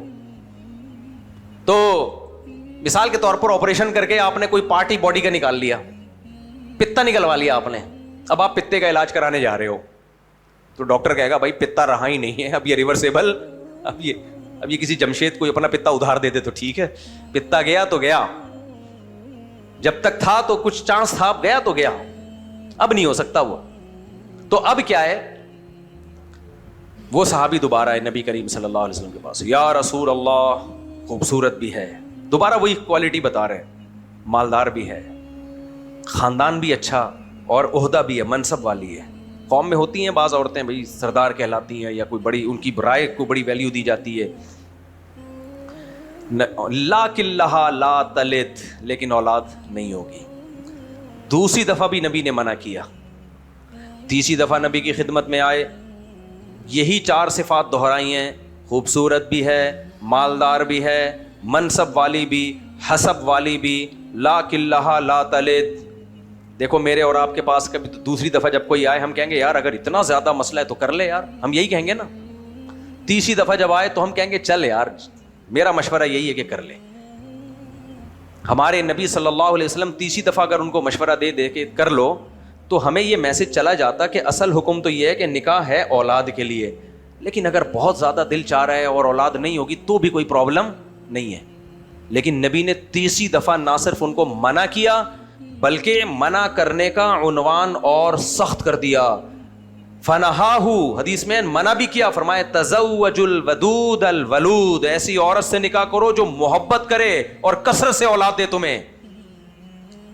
نہیں آ رہی میرا خیال ہے بات, اس لیے میں ان لبرل لوگوں سے کہتا ہوں, لبرل مولویوں سے, اسلام کو چینج کرنے کی کوشش مت کرو. آپ کو بچے برے لگتے ہیں, نہ پیدا کرو آپ. اسلام اسلام رہے گا میرے بھائی, وہ چینج بولو نہیں ہوگا. آپ کو اسلام اچھا نہیں لگتا, آپ نہ کریں عمل. آپ کو بچے اچھے نہیں لگتے, کوئی فرض نہیں ہے بچے پیدا کرنا. میاں بیوی اگر ایک بچہ بھی پیدا نہ کرے گناہ نہیں ہے کوئی. میوچل انڈرسٹینڈنگ سے اگر کہیں ایکچولی بیگم ہمارے ایکچولی ابھی تو ہماری لائف اسٹارٹ ہوئی ہے, ایکچولی ابھی بچوں کی بکھیڑ ہوئی, یہ چل رہا ہوتا ہے ٹروپی ڈراموں میں نا. ٹوپی ڈرامے جو بڑے بڑے لوگ ہوتے ہیں نا, ان کے ایکچولی ابھی تو انجوائے کرنا ہے بچہ. بھائی بچہ ہی تو لائف کو انجوائے کرائے گا کمبختو. جس گھر میں بچے نہیں ہیں لائف کی انجوائمنٹ کی ایسی کی, میاں بیوی لوگ فلمیں دیکھ کے 3 گھنٹے دیکھ کے بند کر دیتے ہیں, بس کر یار.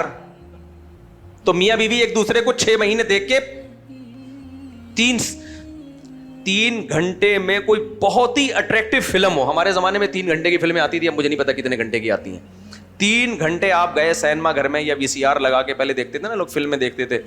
3 گھنٹے کے بعد کھوپڑی آؤٹ ہوگی کہ نہیں ہوگی, چاہے کتنی اچھی فلم ہو, کتنی خوبصورت ہیروئن, کتنا ہینڈسم ہیرو, کتنی اچھی کہانی. 3 گھنٹے کے بعد کہتے ہیں بس کافی ہو گیا. 6 گھنٹے کی فلم آئے گی میرا خیال ہے لوگ. تو کیا میاں بیوی ایک دوسرے کو فلم سے بھی زیادہ خوبصورت سمجھتے ہیں؟ 3 سال سے دیکھ رہے ہیں ایک دوسرے کو, تو لڑیں گے نہیں ہے؟ ابے کیا ہو گیا, تمہیں تمہارے فائدے کی باتیں کر رہا ہوں. یہ لائف چینج ہوتی ہے. میاں بیوی دولہا دلہن بن کے آتے ہیں, بہت محبت ہوتی ہے, ٹوٹ کے محبت ہوتی ہے, یہ فطرت ہے, یہ نیچر ہے. اس کے بعد ان کی محبت ڈائیورٹ ہوتی ہے کس کی طرف؟ اولاد کی طرف, بچوں کی طرف. اب ان کو بچے چاہیے, پھر وہ بچوں کے لیے ملے ہوئے رہتے ہیں. پھر ان کی محبت کا جو اسٹائل ہے وہ بچوں کی وجہ سے چینج ہوتا ہے. پھر بیوی سے محبت اس لیے نہیں کہ دلہن ہے, دلہن نہیں ہے بھائی, اب وہ آپا بنتی جا رہی ہے, اور تم بھی چاچو بنتے جا رہے ہو. تھوڑے دنوں میں تم ہینڈسم نہیں لگو گے, پھپا لگو گے, پھپا.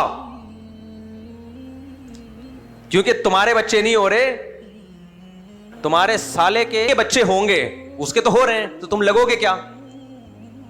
تم لازمی پھپا لگو گے تھوڑے دنوں میں, اور کپا بن جاؤ گے تھوڑے دنوں میں. تو یہ نیچرل ہے میرے بھائی. جب شادی ہوئی ہے تو اولاد بھی, پھر اولاد کو بہن بھائی بھی چاہیے آپس میں کھیلنے کے لیے, اور قریب العمر چاہیے. 2 بچوں میں 3-4 سال کا جب فاصلہ ہو گیا تو وہ جو بڑا بچہ ہے اس کو اپنی ایج کا کھیلنے کے لیے کچھ ملا, اس کو گڑیاں لا کے دی ہوئی ہوتی ہے کھیلنے کے. بھائی اس کو سچی مچی کی بہن چاہیے, وہ گڑیا سے کھیلے گی, وہ اگر بہن ہے. بھائی چاہیے اس کو. سب یہ ہماری شریعت کی بتائی ہوئی باتیں ہیں. سب چیزوں سے بغاوت کر لی, کس کے کہنے پر؟ انگریزوں کے کہنے پر, ان کی تحقیق پر. اپنے گھروں کی خوشیاں خود ہی چھین لی. میں کہتا ہوں جس گھر میں بچے نہیں ہیں, نہ عید کا مزہ نہ بقرعید کا مزہ, کوئی مزہ ہی نہیں ہے کمبختوں کے یہاں. تو گوروں نے کر دیا یہ اپنے ساتھ. 2.1 پہ آ گئے, وہ سیٹ ہو گئے. مالتھس نے یہ تھیوری پیش کی تھی. اب مالتھس نے جب یہ پیش کی ہے تو مالتھس نے, جو انگریزوں نے یہ بات لکھی ہے, میں نے اپنی کتاب میں اس کے ریفرنس بھی دیے ہیں. انگریزوں نے لکھا کہ 200 سال گزر گئے مالتھس کی تھیری آئے ہوئے. کتنے سال گزر گئے بولو؟ 200 سال. کہہ رہے مالتھس نے جو کہا تھا کہ 100 سال کے بعد آبادی اتنی ہو گئی تو یہ سائیڈ افیکٹ ہوں گے, تو اس گورے نے لکھا اتنی سے بھی ڈبل ہو چکی ہے, ایک سائیڈ افیکٹ بھی اب تک سامنے نہیں آیا. نہیں آئے واسطہ. اور اس کے یہ الفاظ ہیں, مالتھس کا نظریہ فیل ہو گیا, کیونکہ جتنا اس نے روکنے کی کوشش کی تھی تو رکے نہیں, پیدا ہوتے رہیے. تو اب جا کے یورپ میں یہ تحریکیں کامیاب ہوئی ہیں نا, 2.1 پہ آئے ہیں یہ لوگ. اس وقت تو اس نے ایک نظریہ پیش کیا تھا, وہ فورن مارکیٹ میں چلا تھوڑی تھا, بچے تو اسپیڈ سے پیدا ہو رہے تھے. آج سے 50-60 سال پہلے جاپان میں بھی ہر ایک کے 6-7 بچے ہوتے تھے. میں گیا ہوں وہاں, جاپانیوں سے پوچھا ہے میں نے, وہ کہتے ہیں 50 سال پہلے ہمارے یہاں 6-7-8 ہر ایک کے ہوتے تھے, اب جا کے کم ہوئے ہیں. تو وہاں کے بوڑھے بوڑھے لوگ بتاتے ہیں. تو خیر اب کیا ہے, جو میں اصل ٹاپک کی طرف آ رہا ہوں, جو میں بتا, میرا مقصد بچے پیدا کرنے کی ترغیب دینا نہیں ہے, وہ فرض واجب نہیں ہے, آپ نہ پیدا کرو کوئی مسئلہ. لیکن نقصان کس کا کر رہے ہو؟ اپنے بڑھاپے کی خوشیاں چھین رہے ہو, اپنے گھروں کی خوشیاں چھین رہے ہو, اور وہی حال جو گوروں کا بیچاروں کا حال ہوا. خیر دیکھو, وقفہ کرنا الگ چیز ہے, اور ایک ہوتا ہے صحت کے لیے وقفہ. عورت کمزور ہے, اس کی صحت ٹھیک ہو جائے. آج کل جو وقفہ کرائے جا رہے ہیں نا عورت کو, وہ صحت کے لیے نہیں, وہ اس لیے تاکہ بچے کم ہوں. یہ دونوں وقفوں میں زمین اور آسمان کا فرق ہے. خیر, تو اب انہوں نے رپورٹ پیش کی کہ ٹوٹل فرٹیلٹی ریٹ جو ہے 2.1 ہونا چاہیے. تو انہوں نے لاکھوں کروڑوں روپے خرچ کیے اور وہ قوم کو کس پہ لے آئے؟ 2.1 پہ. بڑے خوش ہوئے. چائنا بھی بڑا خوش ہوا کہ ہمارے یہاں جو برساتی مینڈکوں کی طرح بچے پیدا ہو رہے تھے اب بچے کم ہیں, ان کی تربیت ہمارے لیے کیا ہو گئی؟ آسان. اور بڑا ایک خوبصورت نظام چنگ پونگ سکھایا ان کو, ہر ایک کو جھکنا سکھایا, بڑوں کے سامنے ایسے جھکتے ہیں. جاپانیوں نے بھی ڈسپلن اور ایک آرگنائز قوم دنیا میں وجود میں ہمارے سامنے آ گئی. اور ہمارے ہاں ادھر بچے الماری کھولو تو ادھر سے بچہ پھدک کے نیچے گر رہا ہے, وہ اس کو چماٹ مار کے بھاگ رہا ہے, وہ گھنٹی بجا کے نا یہ کیسے پینڈو قومیں ہیں, ادھر سے گھنٹی بجا کے آم توڑتا ہوا گرا درخت سے, ٹانگ ٹوٹ گئی. یہ مسائل انگریزوں کے ہاں جب بچے ہوں گے تو یہ مسائل ہوں گے نا. کیا خیال ہے بھائی؟ بجلی میں جا کے تار کو ہاتھ لگا دیا, چپک گیا, صحیح ہے نا, وغیرہ وغیرہ. بھیسیوں کے ادھر چرس توا پکڑا گیا, باپ چماٹے مارتے ہوئے لا رہا ہے. انگریزوں کے ہاں یہ مسئلے نہیں, ایک ہوتا ہے بس, ایک یا دو, بہت تمیز سے اس کو اپنی نگرانی میں پال لیا انہوں نے. تو ایک بڑی آرگنائز پڑھی لکھی قوم, بغلیں پھر بھی صاف نہیں کی, کمال کی بات ہے, وہ وجود میں آ گئی. آرگنائز قوم کیا ہو گئی؟ بڑی تہذیب یافتہ قوم, سڑک بڑک سب ٹھش پھش. نتیجہ کیا نکلا؟ نتیجہ یہ نکلا کہ انہوں نے جب قوم کو یہ بتایا نا کہ بچے زیادہ پیدا ہونے سے قوم پہ بوجھ ہوگا, کیونکہ یہ خرچہ کراتے ہیں, فری پھوکٹ میں پیدا نہیں ہوتے. جب یہ پیدا ہوتے ہیں ڈیلیوری کا خرچہ, کیا خیال ہے؟ جب پیدا ہوتے ہیں تو ماں فیڈ کرائے گی تو ماں کی خوراک کا خرچہ, کیا خیال ہے؟ اگر ماں کی فیڈ نہیں ہے تو ڈبے کا خرچہ, پھر ان کی ویکسین کا خرچہ, پھر ان کی بیماریوں کا خرچہ, پھر ان کی اسکولنگ کا خرچہ, اتنے خرچے. اور پھر ماں جو بوجھ اٹھاتی ہے پیٹ میں 9 مہینے, وہ ایک الگ تکلیف ہے.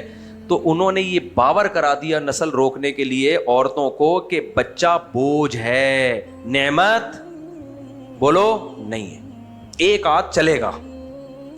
تو قوم کا جو مائنڈ جب سیٹ ہوا وہ یہ سیٹ ہوا کہ اگر یہ بوجھ ہے تو پھر 2 بھی بوجھ ہیں. کتنے بھی بوجھ ہیں؟ 2 بھی بوجھ ہیں. کیونکہ بچہ بہرحال رکاوٹ بنتا ہے انٹرٹینمنٹ میں. پریگننسی میں عورت اس طرح آزاد نہیں ہوتی جیسے پریگننسی کے بغیر ہوتی ہے, کچھ نہ کچھ مسائل آتے ہیں. بچہ جب گود میں ہو تو جاب پہ جا سکتی ہے, کما سکتی ہے, اس کو تو بچہ کبھی چیخے گا, کبھی رات کو اٹھ کے چیخنا شروع کر دیتا ہے بغیر وجہ کے. بچے سارے غیر مقلد ہوتے ہیں, دلیل سمجھنے کی صلاحیت ہوتی نہیں ہے اور بات بات پہ دلیل مانگتے ہیں. تو ہر بات میں کیوں کر رہے ہوتے ہیں؟ انہوں نے کہا یہ ٹینشن ہے بھائی, عذاب ہے. ہمارے نبی تو ہمیں ترغیب دی تھی, قرآن نے کہا یہ کیا ہے؟ گفٹ ہے, ہبہ ہے. یہب لمن یشاء اناسا, جس کو چاہتا ہوں بیٹیاں گفٹ دیتا ہوں, جس کو چاہتا ہوں بیٹے گفٹ دیتا ہوں. اور کہا کہ بیٹیاں تو اتنا بڑا گفٹ ہے, 3 بیٹیوں کو پالو گے جنت کی ضمانت. صحیح بخاری کی حدیث ہے پیغمبر صلی اللہ علیہ وسلم کی یا ترمذی کی. 3 بیٹیوں پہ کیا ہے؟ اب ہمارے تو 6 ہو جائیں 9 ہو جائیں, 8, ضمانت ڈبل ہوتی چلی آ رہی ہے. کیا خیال ہے بھائی؟ کیا خیال ہے ضمانت کیا ہو رہی ہے بھائی؟ 6 بیٹیاں تو ضمانت ڈبل. ہمارے کون سے اعمال کے ہم اتنے اس قابل ہیں کہ ہم تہجد اتنی اللہ کے سامنے پیش کریں کہ ہم جنت, اللہ تو ہمیں بچیوں سے ہی بخشے گا بھائی. کیا خیال ہے؟ تو ہم تو خوش ہوتے ہیں یار, بچی کو پال پوس کے گھر سے رخصت کر دیا, ہماری ذمہ داری اللہ نے پوری کی اور ہمارے اعمال میں اتنی نیکیاں. بچے بچپن میں فوت ہو جاتے ہیں, نبی نے فرمایا کوئی بات نہیں, قیامت کے دن یہ بچہ سفارشی بنے گا. دنیا میں فوت ہوا ہے, آخرت میں فوت نہیں ہوا.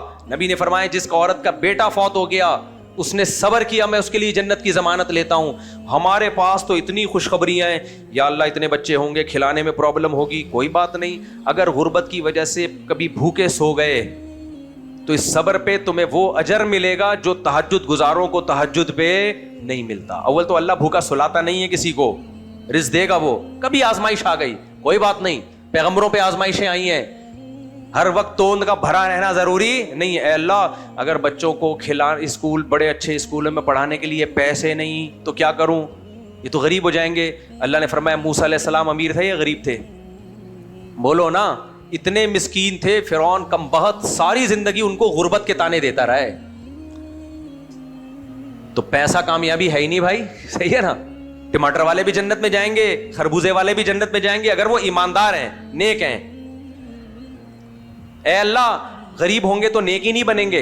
اللہ نے ہمیں بتا دیا جنت میں غریب زیادہ ہوں گے, امیر کم ہوں گے, اس لیے کہ غریبوں میں نیکی کا ریشو امیروں سے بولو نا زیادہ ہوتا ہے. یہ تو گراؤنڈ ریئلٹی ہے. زیادہ امیر لوگ عیاش ہوتے ہیں غریبوں میں. میں نہیں کہہ رہا آپ اپنے بچوں کو غریب بنانا شروع کر دو, ایک غربت قدرت کی طرف سے ہوتی ہے. یہ تو ہمارے پاس تو تسلی ہے, کوشش کرو پیسہ بھی کماؤ, تعلیم بھی, اسکولوں میں بھی اچھے اسکولوں میں پڑھاؤ. نہیں پڑھا پا رہے تو ہمارے پیغمبر کی طرف سے ہمارے پاس پاورفل موٹیویشن ہے, کوئی بات نہیں, گھبرانا نہیں ہے, گھبرانا نہیں ہے. بیماری بھی نعمت ہے اللہ کی, غربت بھی اللہ کی طرف سے آزمائش ہے, اگر صبر کی توفیق مل رہی ہے. نسل مت روکنا, کیونکہ نبی کریم صلی اللہ علیہ وسلم نے جس قوم کو نسل بڑھانے کی ترغیب دی وہ غربت کے سب سے اعلیٰ معیار پر تھی. اگر غربت کی وجہ سے نسل روکی جاتی تو سب سے پہلے صحابہ کرام کو حکم دیا جاتا کہ نسل کم کرو اپنی. اور اس دور میں نسل بڑھانے کا حکم دیا جب صحابہ غربت کے سب سے اونچے درجے پہ تھے, سب سے اونچے درجے پہ. پروفیسر غامدی صاحب نے تو بڑی تعویلات کر دی ہیں. اصل میں اس وقت افرادی قوت کی ضرورت تھی لڑائی کے لیے, جنگوں کے لیے, اس لیے پڑھایا گیا, آج وہ نہیں ہے. ایسا نہیں ہے غامدی صاحب, اس وقت وسائل سب سے کم تھے اور افرادی قوت کی تو اس وقت ضرورت تھی نا غزوہ احد میں. اس کے بعد تو جب مکہ فتح ہوا ہے پھر تو طاقت ہی طاقت تھی, پھر کیوں ترغیبیں دی جا رہی ہیں کہ اولاد زیادہ بڑھاؤ. اور دوسری بات, افرادی قوت کی اس وقت ضرورت تھی, آج ضرورت نہیں ہے. آج ہمارے پاس اتنی ٹیکنالوجی ہے جتنی دشمن کے پاس ہے نہیں, ہمارے پاس افراد ہیں. آج بھی ہم لڑیں گے ٹیکنالوجی کے ساتھ, افرادی. دیکھو سعودی عرب, کیوں لوگ مجھ سے بہت سوال پوچھتے ہیں جب میں سعودی عرب کا کوئی, میں بادشاہ کا میں اسسٹنٹ ہوں, لوگ کہتے ہیں سعودی عرب نے فوج کیوں نہیں بنائی. ابے سعودی عرب کا آبادی نہیں ہے فوج بنانے کے لیے, کہاں سے بنائے گا؟ صحیح ہے نا, بہت مشکل ہے. سعودی عرب کے پاس پیسہ ہے, اپنی فوج بنانے کے لیے بندہ نہیں ہے, اتنی آبادی نہیں ہے کہ طاقتور فوج بنائے. ہماری آرمی جو اتنی مضبوط ہے غریب ہو کے بھی, غریب ملک کی آرمی ہو کے بھی, اس لیے کہ ہمارے پاس جوان بہت زیادہ ہیں. تو جس ملک کے پاس افرادی قوت ہوتی ہے وہ مضبوط آرمی بنا سکتا ہے. وہ ملک جس کے پاس افرادی قوت نہیں ہے وہ مضبوط آرمی بنا ہی نہیں سکتا. اور میں نے فوج کے بڑے بڑے آفیسر سے یہ بات پوچھی ہے جو اس فیلڈ کے ماہر ہیں, کہتے ہیں کسی بھی ملک پہ قبضہ کرنے کے لیے آپ کے پاس جب تک بہت بڑی افرادی قوت نہ ہو, آپ ٹیکنالوجی کے ذریعے کسی ملک کی حکومت کو گرا تو سکتے ہو, تباہ بھی کر سکتے ہو. کسی ملک پہ قبضہ جب تک آپ کے پاس افرادی قوت نہیں ہے آپ کے لیے ممکن ہے ہی نہیں. امریکہ کیوں افغانستان سے مار کھا کے بھاگا ہے؟ ٹیکنالوجی تو اتنی پاورفل امریکہ کے پاس تھی, وہ ادھر سے بم پھینکتا تھا, جہاں جس بندے کو نشانہ لینا ہے ٹھا کر کے اسی پہ جا کے لگتا تھا. ایسی ٹیکنالوجی, قبضہ برقرار رکھ پایا اپنا؟ افراد نہیں ہیں, بندے مارکیٹ سے کیا ہیں؟ بولو شارٹ, بندے ہی نہیں ہیں. رشیا کو جب شکست ہوئی نا افغانستان میں, اس شکست کے بہت سارے اسباب تھے. اصل تو یہ تھے کہ اللہ نے مدد کی تھی, لیکن ایک بہت بڑی وجہ رشین نے بتائی ہے کہ ہر گھر میں ایک یا دو بچے تھے, بس ایک قتل ہو گیا نا افغانوں کے ہاتھوں تو ماں نے بولا دوسرا نہیں جائے گا, میرا تو پورا پروگرام ہی بڑھ جائے گا. جبکہ افغانیوں میں کیا تھا, ایک شہید ہوا دوسرا تیار ہے, اور دوسرا اس کی بیوہ سے نکاح بھی کر رہا ہے, اس کو بھی سنبھال رہا ہے. وہ شہید ہوا, اس کا بھائی موجود ہے, پھر بھی خاندان چل رہا ہے. صحیح ہے نا. تو قوموں کی قومیں ہڑپ کر جاتا ہے یہ نظریہ. میں 2.1 کو ذرا جلدی سے ایکسپلین کر دوں. تو اب کیا کیا انہوں نے, جب یہ نعرے لپے دلائے اپنی قوم کو, ایکچولی 2.1 تک بس چائنا نے بھی ایسا کیا. 2 خطرناک نتائج نکلے اس کے. سب سے پہلا, ہر ماں کو جب 2 بچے چاہیے تھے, اس سے زیادہ نہیں, تو ان 2 میں ایک عدد لڑکا چاہیے کہ نہیں چاہیے. تو سب سے پہلے اب قدرتی طور پہ جب بچے پیدا ہوتے ہیں کسی کے 6 بیٹیاں ہو جاتی ہیں, کسی کے 6 بیٹے ہو جاتے ہیں. تو کہتے ہیں اب کوئی بات نہیں, ہو گئے تو ہو گئے. لیکن جب آپ کے پاس آپشن ہی 2 کا ہے تو جن کے بیٹا ہو گیا انہوں نے تو روک لی نسل, جن کے دیکھا پریگننسی میں لڑکی ہے قتل کیا اس کو. کروڑوں لڑکیاں موت کے گھاٹ اتاری گئی ہیں ماں کے پیٹ میں, انڈیا میں بھی چائنا میں بھی. سمجھ میں آ رہی ہے بات؟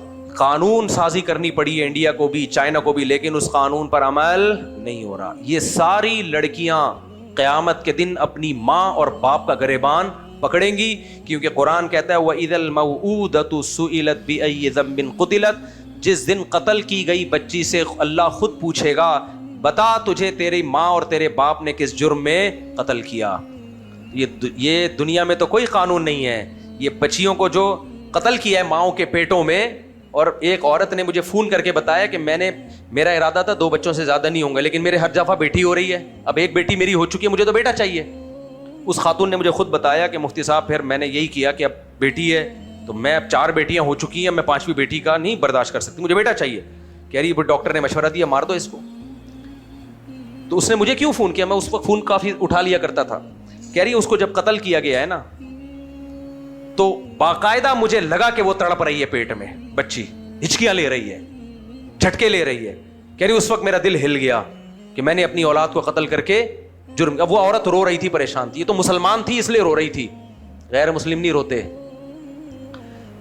کیونکہ پریگننسی کے ابتدائی دنوں میں نہیں پتا چلتا کہ لڑکا ہے یا لڑکی, یہ جب پتا چلتا ہے جب کچھ نہ کچھ بچہ بن چکا ہو. تو باقاعدہ مرڈر کرنا پڑتا ہے اس کو. تو پہلا نقصان کیا ہوا, بے گناہ بچیاں ماؤں کے پیٹوں میں قتل ہونا شروع, کیونکہ بغاوت کس سے کر رہے ہیں, اسلام سے اور بولو فطرت سے. دوسرا نقصان کیا ہوا, جو قتل نہیں کر رہے وہ بچیوں کی پیدائش پہ رو رہے ہیں. کیوں رو رہے ہیں, اس لیے کہ جن کے 2 بیٹے مل گئے انہوں نے روک لیا, جن کے بیٹیاں ہو رہی ہیں 5 ہو گئیں, 6 ہو گئیں, 7 ہو گئیں, اب وہ پریشان ہے کہ یار,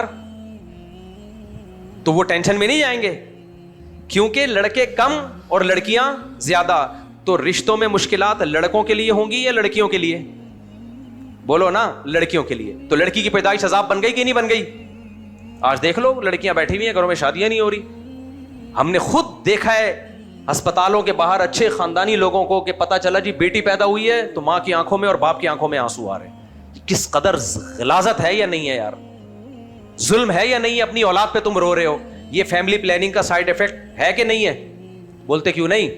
یہ سائیڈ افیکٹ سامنے آیا. تیسرا سائیڈ افیکٹ ان کے سامنے یہ آیا ان ملکوں میں, یہ تو ہمارے ملکوں میں ہے, ان ملکوں میں سب سے بڑا سائیڈ افیکٹ یہ آیا کہ ان کی عورتوں نے کہا کہ جب 2 بچے پیدا کرنا بوجھ ہے تو 1-2 یعنی جب بچے زیادہ پیدا کرنا بوجھ ہیں تو 2 بھی کیا ہے, بوجھ ہے, لہذا ہم 2 بھی پیدا نہیں کریں گے. تو وہ جو ان کا فرٹیلٹی ریٹ تھا وہ 2.1 سے کم. کسی بھی قوم کا جب 2.1 سے کم ہوتا ہے تو قوم آہستہ آہستہ مارکیٹ سے شارٹ ہونا بولو شروع ہوتی. ابھی جو ان کے آپ کو اتنی آبادی نظر آتی ہے نا, اس کی وجہ ہے کہ پرانی نسل باقی ہے. یہ اب ہمیں تو وہاں جہازوں میں تفریحی مقامات پر جوان لڑکے لونڈے لپاڑے نظر ہی نہیں آ رہے. میں تو جب بھی دورہ کر کے آتا ہوں میں دوستوں کو کہتا ہوں یار دیکھو یار تو جوان لونڈے ہم کسی تفریحی مقام پہ جائیں لونڈے لپاڑے بھرے ہوئے ہوں گے, 19-20 سال کے ہوں گے کہ نہیں ہوں گے, سارے چھچورے پہنچے ہوئے ہوں گے. ان کے ساتھ ان کی فیملی بھی ہوگی, بڑی آپی بھی ہوں گی, ایک عدد دادی بھی شاید ساتھ میں ہو, ایک اماں ایک ابا, باقی لونڈے لپاڑے. گوروں کے پکنک پوائنٹ پہ جاؤ آپ, سارے میچور لوگ, ٹرینوں میں سارے میچور. میں لوگوں سے کہتا ہوں یہ تو سارے میچور لوگ ہیں یار, ان کی اگلی نسل کہاں ہے, یا تو گھروں میں بند کر کے آئے کنڈی لگا کے. اور یہ ان کی رپورٹ ہے کہ کووڈ میں اتنی تباہی نہیں پھیلی ہے, اتنی لوگوں کی آبادی نہیں گری ہے, پہلی اور دوسری جنگ عظیم میں نہیں گری ہے جتنی اس فلسفے کی وجہ سے گری ہوئی. اور ان کی رپورٹ یہ ہے کہ دنیا میں اب اگر کوئی قوم راج کرے گی تو صرف اور صرف مسلم ہے. نہیں آئی سمجھ میں بات. 2 قوموں کا گروتھ ریشو بڑھ رہا ہے, 3 قوموں کا بڑھ رہا ہے. ایک تو افریقہ کے کچھ غریب ملک ہیں وہ بڑھ رہا ہے ان کا, دوسرا یہودیوں کا. لیکن یہودی اتنی مائنورٹی میں ہے کہ وہ بہت بھی سپیڈ بڑھا دیں نا, فل آنچ بھی کر دیں تو اتنی جلدی پکے گا نہیں ان کا کھانا, ان کی وہ ویسے اتنی مائنورٹی میں. ہم لوگ 1 ارب 22 کروڑ سے زیادہ ہیں, ہم لوگ کے 1 ارب 22, اگر ہماری اسپیڈ بڑھ گئی نا 10-20 سال کی کہانی ہے میرے بھائی. اس لیے میں کہتا ہوں تھوڑا سا آنچ تھوڑی سی کیا کر دو, تیز کر دو. اور عورت کو بتاؤ تمہارے لیے سب سے بڑا سرمایہ اولاد ہے. عورت ڈاکٹر بنے اتنی عزت نہیں ملے گی. عورت کے 4 بیٹے ہوں, ایک آرمی میں لیفٹیننٹ کرنل ہو, ایک ڈاکٹر ہو, ایک انجینئر ہو, ایک عالم ہو, اس عورت وہ سوسائٹی میں زیادہ عزت کے ساتھ رہتی ہے. سمجھ میں آ رہی ہے بات کہ نہیں آ رہی ہے؟ تم اولاد کو فوکس کرو زیادہ. میں نہیں کہہ رہا پڑھو لکھو نہیں, پڑھو آپ, لیکن نسل مت روکو. آپ خود بھی بن جاؤ ڈاکٹر, اچھی بات ہے, لیکن یہ بھی ایک ذمہ داری ہے جو نیچر نے آپ کے ذمہ لگائی ہے. آپ کا سرمایہ آپ کی اولاد ہے. تو اس لیے ہمارے پیغمبر صلی اللہ علیہ وسلم نے جو بات 1400 سال پہلے کہی تھی, 1400 سال سے کامیابی کے ساتھ دنیا اس پہ عمل کر رہی ہے اور کامیاب ہو رہی ہے. یہ لوگ ایک نظریہ لے کر آتے ہیں 100 سال کے بعد فیل ہو جاتا ہے, دوسرا نظریہ لے کر آتے ہیں 100 سال کے بعد بیڑا غرق ہو جاتا ہے, ایک پیکج لے کر آتے ہیں تباہ و برباد ہو جاتا ہے. دوسرا پیکج لاتے ہیں, تباہ و برباد. سید الانبیاء صلی اللہ علیہ وسلم نے 1400 سال پہلے ہمیں روزے دیے. آج دنیا کہہ رہی ہے فاسٹنگ سے بہتر صحت بنانے کا کوئی نسخہ نہیں ہے. 1400 سال پہلے ہمارے نبی صلی اللہ علیہ وسلم نے ہمیں پانی سے استنجا کرنا سکھایا. 1400 سال کے بعد گورے کہہ رہے پانی سے استنجا انسانی صحت کے لیے بولو فائدہ مند ہے. 1400 سال پہلے ہمارے پیغمبر صلی اللہ علیہ وسلم نے ہمیں بتایا جلدی شادی کرو, بالغ ہوتے ہی کیا کرو, شادی. آج نفسیات کے جتنے ڈاکٹر کہہ رہے ہیں دیر سے شادی مینٹلی آپ کو کیا کرتی ہے, بیڑا غرق کر دیتی ہے. جتنی لڑکی, سائیکالوجسٹ نے مجھے بتایا کہ لڑکیاں جو پاگل ہو رہی ہیں نا, ان کی ہسٹری میں جب ہم جاتے ہیں بہت بڑی وجہ ہے کہ وقت پہ شوہر نہیں ملا ان کو. ٹائم پہ ویسے تو مل جاتا ہے, ٹائم پہ اچھا شوہر ملتا ہے, ٹائم گزرنے کے بعد میٹرک فیل ملتا ہے, 8ویں کا بھاگا ہوا ملتا ہے, وہ ڈپریشن کا ذریعہ بنتا ہے. تو یہاں بھی کس کی بات صحیح ثابت ہو رہی ہے, محمد صلی اللہ علیہ وسلم کی بات صحیح ثابت ہو رہی ہے. نبی کریم صلی اللہ علیہ وسلم نے ہمیں حکم دیا جانور کو خون نکالو, اس کا ذبح کر کے کھاؤ. آج میڈیکل سائنس کہہ رہی ہے جس جانور کو ذبح کیا گیا ہو اس کا گوشت زیادہ بینیفیشل ہے صحت کے لیے, اور وہ جانور جس کو گلا گھونٹ کے یا کسی اور طرح سے مارا گیا ہو اس کا گوشت صحت کے لیے نقصان دہ ہے. کھوپڑی شریف میں بات آ رہی ہے. ہمارے نبی کریم صلی اللہ علیہ وسلم نے ہمیں گوشت کھانا بھی سکھایا ہے. گوشت کھانا ہمارے مذہب کا حصہ ہے یا نہیں ہے؟ اس پہ بڑی بحثیں ہوئی ہیں ویجیٹیرین اور گوشت خوروں کی, صدیوں سے بحثیں ہوتی چلی آ رہی ہیں. کبھی ڈاکٹر کہتے تھے گوشت نہیں کھانا چاہیے, کبھی کہا ہمارے نبی نے ہمیں بتا دیا بھائی گوشت کھانا چاہیے. پچھلی آسمانی کتابوں میں جو ہمارے نبی کی اوصاف ہیں ان میں یہ بھی ہے کہ آپ گوشت کھانے والے ہوں گے. سمجھ میں نہیں آ رہی بات؟ آج میڈیکل سائنس نے کیا ثابت کیا ہے کہ گوشت ہماری خوراک کا لازمی حصہ ہے یا نہیں ہے؟ میں نے بتایا تھا نا 20 سال پہلے ایک ڈاکٹر نے مجھے کہا گوشت بالکل نہیں کھانا, دل کے لیے اچھا نہیں ہے. میں نے کہا جا بے ایسی کی تیسی. وہ ڈاکٹر تھے, MBBS ڈاکٹر. میں نے سوچا اگر گوشت نقصان دہ ہوتا, ہمارے پیغمبر نے نہ کھایا ہوتا, نہ بقرعید میں ہمیں ہر جگہ تو گوشت کھلایا جا رہا ہے. بچہ پیدا ہو عقیقے میں دال چاول ہے, بکرا. لڑکی پیدا ہو 1 بکرا, لڑکا پیدا ہو 2 بکرے پھوڑ دو, کھاؤ بھی کھلاؤ بھی. بقرعید میں کیا ہے؟ گوشت. ولیمہ شادی کے موقع پہ اولم ولو بشاتن, نبی نے فرمایا ولیمہ کرو 1 بکرا ہی کیوں نہ ہو. ہر جگہ تو بکرے اونٹ دمبے کاٹے جا رہے ہیں, اور یہ ویجیٹیرین کہہ رہے ہیں ایکچولی گوشت کھانے سے ٹھش پش ہوتا ہے. وہ ڈاکٹر صاحب کی بھی توند اتنی نکلی ہوئی تھی. میں نے دل میں سوچا یار یہ ویجیٹیرین ہے اور مجھے بھی ویجیٹیرین بنانے, ہمارا شکر ہے میں نے نہیں, بعض دفعہ آدمی ڈاکٹروں کی باتوں میں آ جاتا ہے. آج ہم گوشت نہ کھا رہے ہوتے, یہاں بیٹھ کے میں ٹھش پش بیان کر رہا ہوتا, خربوزے پہ یہ بیان ہو سکتا ہے؟ ککڑی کھیرا خربوزے کھا کے کانفیڈنٹلی اتنا بیان اتنی دیر بیان ہو سکتا ہے؟ نہیں ہو سکتا. تو بھائی 1400 سال پہلے اس واحد شخص سے, ایک سید الانبیاء محمد صلی اللہ علیہ وسلم 1400 سال پہلے جو کہہ کر گئے, 1400 سال کے بعد بھی اور 2800 سال کے بعد بھی وہی تعلیمات درست ہوں گی. گورا آج ایک بات کر رہا ہے, کل بات سے رجوع کرے گا, پرسوں کچھ اور کہے گا, ترسوں کچھ اور کہے گا, یہ کہتے رہیں گے. اس لیے میرے اور آپ کے پاس جب اسلام ہے تو ہمیں اسلام کے علاوہ کسی کو لفٹ کرانے کی بالکل بھی ضرورت بولو نہیں. اللہ یہ بات ہماری کھوپڑی شریف میں ڈال دے. سبحانک اللہم و بحمدک نشہد ان لا الہ الا انت نستغفرک و نتوب الیک. بسم اللہ الرحمن الرحیم. مفتی صاحب, میں عبداللہ کشمیر سے سوشل میڈیا پر 4 شادیوں کو کافی پروموٹ کرتا ہوں, لیکن گھر والے شادی نہیں کروا رہے. میرے ابو سے کہہ دیں کہ میری شادی کرا دے. ارشد نام ہے, اپنا کھاتا ہوں, ارے واہ, اپنا بھی کماتا ہوں. عبداللہ جنجوعہ. بھائی آپ کے ابو جہاں بھی ہیں, میری ان سے درخواست ہے کہ جب بیٹا خود کما بھی رہا ہے, اللہ پہ اعتماد کرو, توکل کرو, اس کی شادی کرا دو. اس میں آپ کا فائدہ ہے, اس کی جو اولاد ہوگی وہ آپ کی بھی اولاد ہوگی. ذمہ داری باپ کے ذمہ ہوگی, فائدہ دادا اٹھائے گا. کیا خیال ہے؟ بیٹے میں اپنے بچوں میں ٹینشن ہوتی ہے کہ آپ انجوائے تو کرتے ہو, لیکن رسپانسبلٹی بھی, ذمہ داری بھی آپ کی ہوتی ہے. دادا نانا بننے میں فائدہ یہ ہے کہ انجوائے آپ کرتے ہو, بچوں کو گود میں لے کے باتیں کر کے گھما پھرا کے. بچوں کی باتیں بڑی ٹیکنیکل سی ہوتی ہیں, تو انجوائے آپ کرتے ہو, ٹینشن کون اٹھاتا ہے؟ اس کے ماں باپ اٹھاتے ہیں. تو اس لیے باپ سے زیادہ ویلیو دادا بننے کی ہے. تو جتنے بھی ابا ہیں میں ان سے کہہ رہا ہوں کہ تم باپ تو بن گئے, لیکن تم نے بڑی ٹینشن اٹھائی ہے بچوں کے لیے. دادا جلدی بن جاؤ. اگر تمہیں گود میں بچے بھی ملیں, ٹینشن کون اٹھائے؟ تمہاری اولاد. مفتی صاحب دو ہندو جوڑے ہوں، اگر وہ مسلمان بن جائیں تو کیا ان کو پھر سے نکاح کرنا پڑے گا؟ رجب نواب شاہ سے، نہیں جی، غیر مسلم جو آپس میں نکاح کرتے ہیں اسلام ان کے اس نکاح کو ویلڈ مانتا ہے، جس طریقے سے بھی وہ نکاح کریں، تو جب وہ مسلمان ہوتے ہیں تو اسلام ان کے پرانے نکاح کو باقی رکھتا ہے۔ بعض دفعہ یہ ہوتا ہے دونوں نکاح مسلمان نہیں ہوتے، ایک مسلمان ہو جاتا ہے تو بھی وہ نکاح ختم نہیں ہوتا، بلکہ جو مسلمان ہوا ہے اس کو شریعت کہتی ہے کہ اسلامی کورٹ میں کیس کرو اور کہو کہ بھئی میں تو جیسے شوہر مسلمان ہو گیا تو بیوی مسلمان ہو گئی، ایک مثال دے رہا ہوں، تو شوہر کورٹ میں کیس کرے گا، بیوی کورٹ میں کیس کرے گی کہ میں مسلمان ہو گئی ہوں، میرا شوہر مسلمان نہیں ہے۔ اب دونوں تو نہیں میاں بیوی کی حیثیت زندگی گزار سکتے، تو نکاح بھی ختم نہیں ہوا۔ کورٹ کیا کرے گی، اس کے شوہر کو بلائے گی اور اسے پیشکش کرے گی کہ یا تو تم اسلام قبول کر لو، اگر وہ قبول کر لیتا ہے تو ٹھیک ہے، بس پرانا نکاح کیا ہے، وہ جو انہوں نے غیر مسلم طریقے سے کیا تھا وہ ویلڈ ہے، اور اگر وہ اسلام کا انکار کر دیتا ہے تو کورٹ پھر نکاح کو فسخ کرے گی، تنسیخ کرے گی ایسے موقع پہ کہ اب تم اسلام قبول نہیں کر رہے تو مسلم لڑکی غیر مسلم کے ساتھ نکاح میں نہیں رہ سکتی، تو پھر کورٹ اس نکاح کو ختم کرے گی۔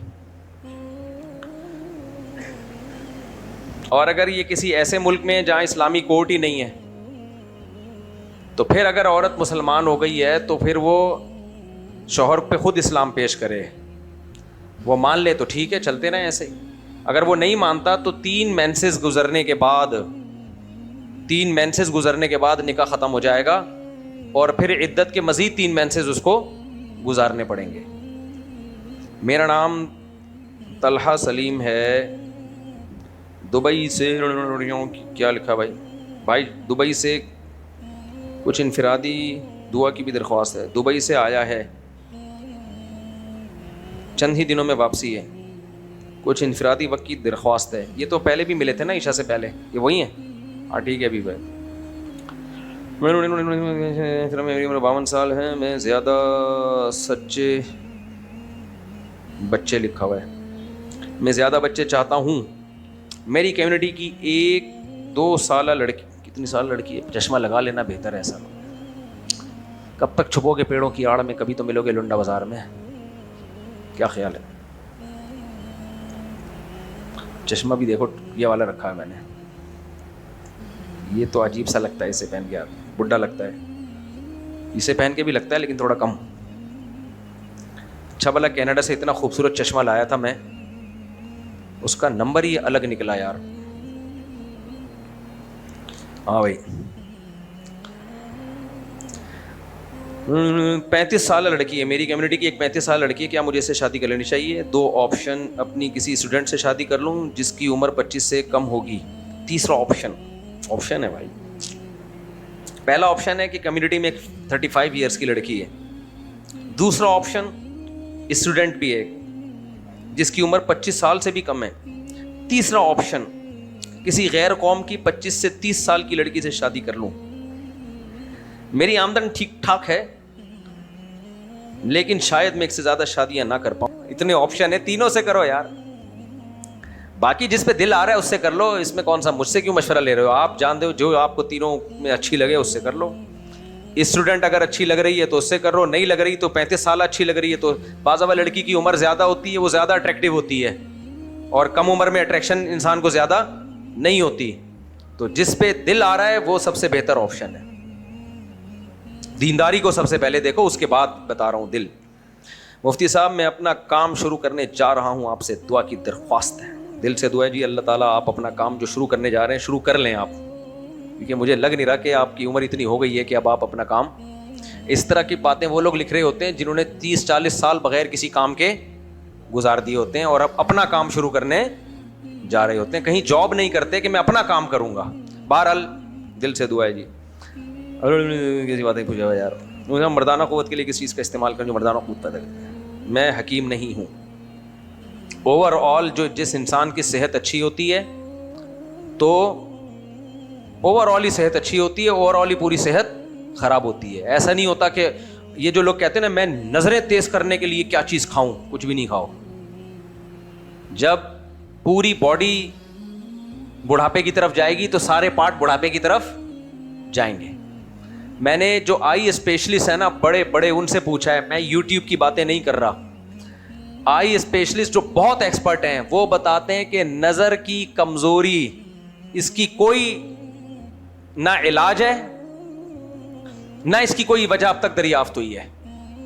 ایک تو ایج کی وجہ سے ہوتی ہے نا, 40 سال کے بعد وہ تو سبھی کی ہوتی ہے, وہ قریب کی 1-2 نمبر گر جاتے ہیں, وہ تو کامن ہے. وہ آپ جتنے بڑے ٹارزن ہو, جتنے مرضی صحت مند ہو, 40 سال کے بعد قریب کی نظر بہرحال آپ کی خراب ہوگی. بلکہ ایک ڈاکٹر نے تو یہاں تک بتایا اگر 40 سال کے بعد قریب کی نظر خراب نہیں ہو رہی تو بڑا مسئلہ ہو سکتا ہے. پھر اب یہ پتہ نہیں صحیح کا غلط کا واللہ عالم, لیکن یہ تو کامن ہے. 40 سال کے بعد بالآخر آپ کو 1 یا 1.5 نمبر کا چشمہ, میرے 1.5 نمبر کا ہے 40 سال کے بعد, اور اب تک 1.5 ہی چل رہا ہے, اللہ کا شکر ہے وہ نمبر بڑھا نہیں ہے. کینیڈا سے جو میں خوبصورت چشمہ لایا وہ 2 نمبر کا نکلا, وہ زیادہ بڑا دکھا رہا ہے مجھے. بندے جتنے 6 فٹ کا ہے تو 7 فٹ کا بندہ دکھا رہا ہے, وہ میں کہہ رہا ہوں بھائی اتنا ہی رہنے دے جتنا ہے. تو وہ تو ایسا ہے. اب یہ جو کہتے ہیں گاجر کا جوس پینے سے نظر تیز ہو جائے گی, کچھ بھی نہیں ہوتا. گاجر کا جوس پینے سے اس میں کارب اتنا زیادہ ہوتا ہے, شوگر لیول بڑھے گا, اور شوگر سے جتنی نظریں خراب ہوتی ہیں. اچھا ابھی میں کہہ رہا تھا کہ نظر کسی چیز سے خراب نہیں, یہاں خراب کا مطلب کیا ہے؟ نظر کی 2 قسمیں ہوتی ہیں خراب ہونے کی. ایک تو یہ ہے کہ چشمہ لگ جائے, وہ لینسز قدرتی کی طرف سے آگے پیچھے ہو جاتے ہیں, وہ نہ ٹی وی دیکھنے سے ہوتے ہیں نہ موبائل قریب سے دیکھنی. جو کہتے ہیں نا موبائل قریب سے دیکھتے ہیں ان کی نظریں خراب ہو جاتی ہیں, ایسا کچھ بھی نہیں ہے. موبائل دیکھنے سے دماغ خراب ہوتا ہے, نظر کا کوئی تعلق نہیں ہے. ٹی وی کی اسکرین کی جو ریز نکلتی ہیں وہ کھوپڑی خراب کرتی ہیں. رات کو جو لوگ موبائل دیکھتے ہیں ان کی کھوپڑی خراب ہو جاتی ہے, دماغ ڈیمیج ہوتا ہے اس سے. آنکھوں کو کوئی نقصان نہیں ہوتا اس سے, لیکن دماغ کا نقصان یہ آنکھوں سے زیادہ نقصان ہے. پتہ چلا آپ دیکھنا شروع کر دیں رات کو موبائل, کہ آنکھیں تو خراب نہیں ہو رہی, بھائی کھوپڑی خراب ہونا زیادہ خطرناک ہے, صحیح ہے نا. تو یہ جو چشمے والی بات ہے نا, یہ کسی کوئی نہ کوئی دوا ہے نہ کوئی معجون ہے نہ کوئی میڈیسن ہے, یہ کسی چیز سے نہ ٹھیک ہوتی ہے نہ خراب ہوتی ہے, یہ قدرت کی طرف سے ہے. بعض لوگوں اتنے موٹے موٹے چشمے لگے ہوتے ہیں, حالانکہ بالکل فٹ فاٹ ہوتے ہیں, بہت صحت مند ہوتے ہیں, بہت پاورفل ہوتے ہیں, اتنا موٹا چشمہ لگ گیا ان کے. لوگ کہتے ہیں پہلے کیوں نہیں لوگوں کے لگتے تھے, پہلے نظریں خراب ہوتی تھی, پتہ ہی نہیں چلتا تھا لوگوں کو کہ نظر خراب ہے. مجھے یاد ہے میرا چھوٹا بھائی ایک دن بیٹھا ہوا, یہ بات بھی 15-20 سال سے بھی زیادہ پرانی ہے, تو میں نے کہا یار ٹائم دیکھ کے بتاؤ. کہہ رہا ہے یہاں تو دور ہے گھڑی, یہ تو نظر ہی نہیں آ رہا ٹائم. ابے میں نے کہا یہ سامنے گھڑی ہے, تمہیں نظر نہیں آ رہا؟ پھر پتہ چلا جی اس کی تو اچھی خاصی نظر کمزور ہے دور کی. تو بہت دفعہ جس کی نظر کمزور ہوتی ہے اس کو پتہ ہی نہیں چل رہا ہوتا. میں بھی نہیں سمجھتا تھا کہ میری قریب کی نظر کمزور ہو گئی ہے, میں تو ایسے ہی مطالعہ کرتا تھا. میں ایک دفعہ آئی اسپیشلسٹ کے پاس گیا کسی اور کا چشمہ بنوانے. اس نے کہا آپ کی عمر اب 42-43 سال ہو گئی ہے, آپ بھی چیک کروا لیں. میں نے کہا بھائی میری بالکل ٹھیک ٹھاک ہے, میں مطالعہ کرتا ہوں. انہوں نے کہا بھائی نہیں آپ پڑھیں. میں نے پڑھ کے سنا دیا. اس نے کہا یہی لگا کے پڑھے. لگایا تو بہت مزے سے پڑھ رہا ہوں میں. اس نے کہا اس کا مطلب چشمہ لگا کے زیادہ اچھا نظر آ رہا ہے. تو 40 سال کے بعد اس پہ ٹینشن نہ لیں. اگر آپ کی 1-1.5 نمبر 2 نمبر گر گیا ہے, اس میں بالکل ٹینشن لینے کی ضرورت نہیں ہے. اور اس کو واپس لانے کے لیے گاجر کا جوس پینے کی حماقت بولو بالکل نہیں کریں. کسی بھی پھل کا جوس نہ پئیں, یہ واپس نہیں آئے گا. اور فوراً چشمہ لگا لیں, یہ بھی ایک بڑی مسٹیک ہوتی ہے لوگوں سے.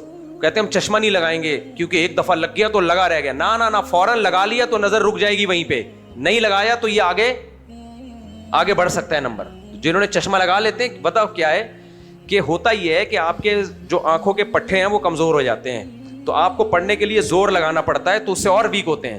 چشمہ لگا لیتے ہو آپ تو ان پہ وہ ریلیکس ہو جاتے ہیں. تو ریلیکس ہونے کی وجہ سے بعض دفعہ یہ بھی ہوتا ہے چشمہ اتر بھی جاتا ہے صرف چشمے کی وجہ سے. تو اس میں کوئی خوراکیں نہیں کھانی ہے.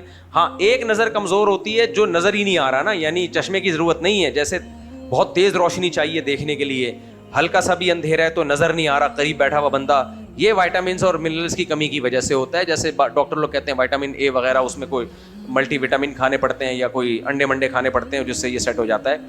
تو گاجر کا جوس اس میں بھی نہیں پیو, کیونکہ گاجر کے جوس میں وائٹامن اے اتنا زیادہ نہیں ہے جتنا لوگوں نے سمجھ لیا ہے. گاجر کے جوس میں جو شوگر ہے وہ بہت زیادہ ہے, اور آنکھوں کو ڈیمیج کرنے میں سب سے زیادہ کردار پتہ ہے کس چیز کا ہے؟